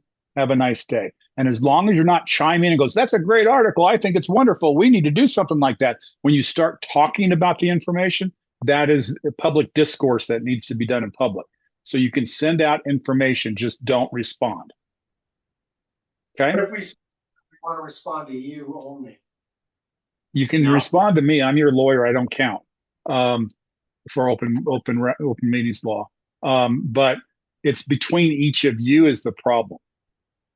If three or more of you talk about the article that was sent out, then you're having a public meeting. So don't shy away from sending information out to each other, but don't respond back. Just send it and be done with it. And you can talk about it in public later. Does that help? An application comes before us and we wanted to go buy the lot prior to the meeting. Are we allowed to do that? We used to do that. But yeah, you're not operating on a really strict quasi-judicial basis because you're not holding quasi-judicial meetings. So that's fine if you want to drive by the site. If we were operating quasi-judicial really strictly, you wouldn't want to do that. And I would give you ways in which you could, but don't worry about it right now. As far as if all of us want to go to a site or all of you want to go to a site at the same time to look at something, we have to do public notice about that because it's going to be a meeting. So what we do is we do a meeting saying on this date and time, the P&Z is going to go to this property location and talk about this property location. If you want to be there public, show up. So we put that notice together. That's the proper way to do it.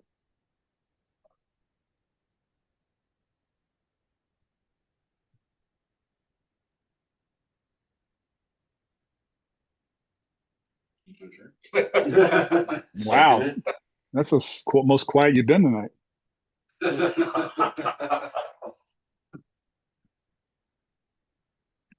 He's seconded. All in favor? Aye. Thank you. Thanks, guys. Thank you. That's good. Thanks, Bob. Thanks, Bob. Thanks, Bob. Have a good evening, guys. We're getting rain up here. I love it. Yeah.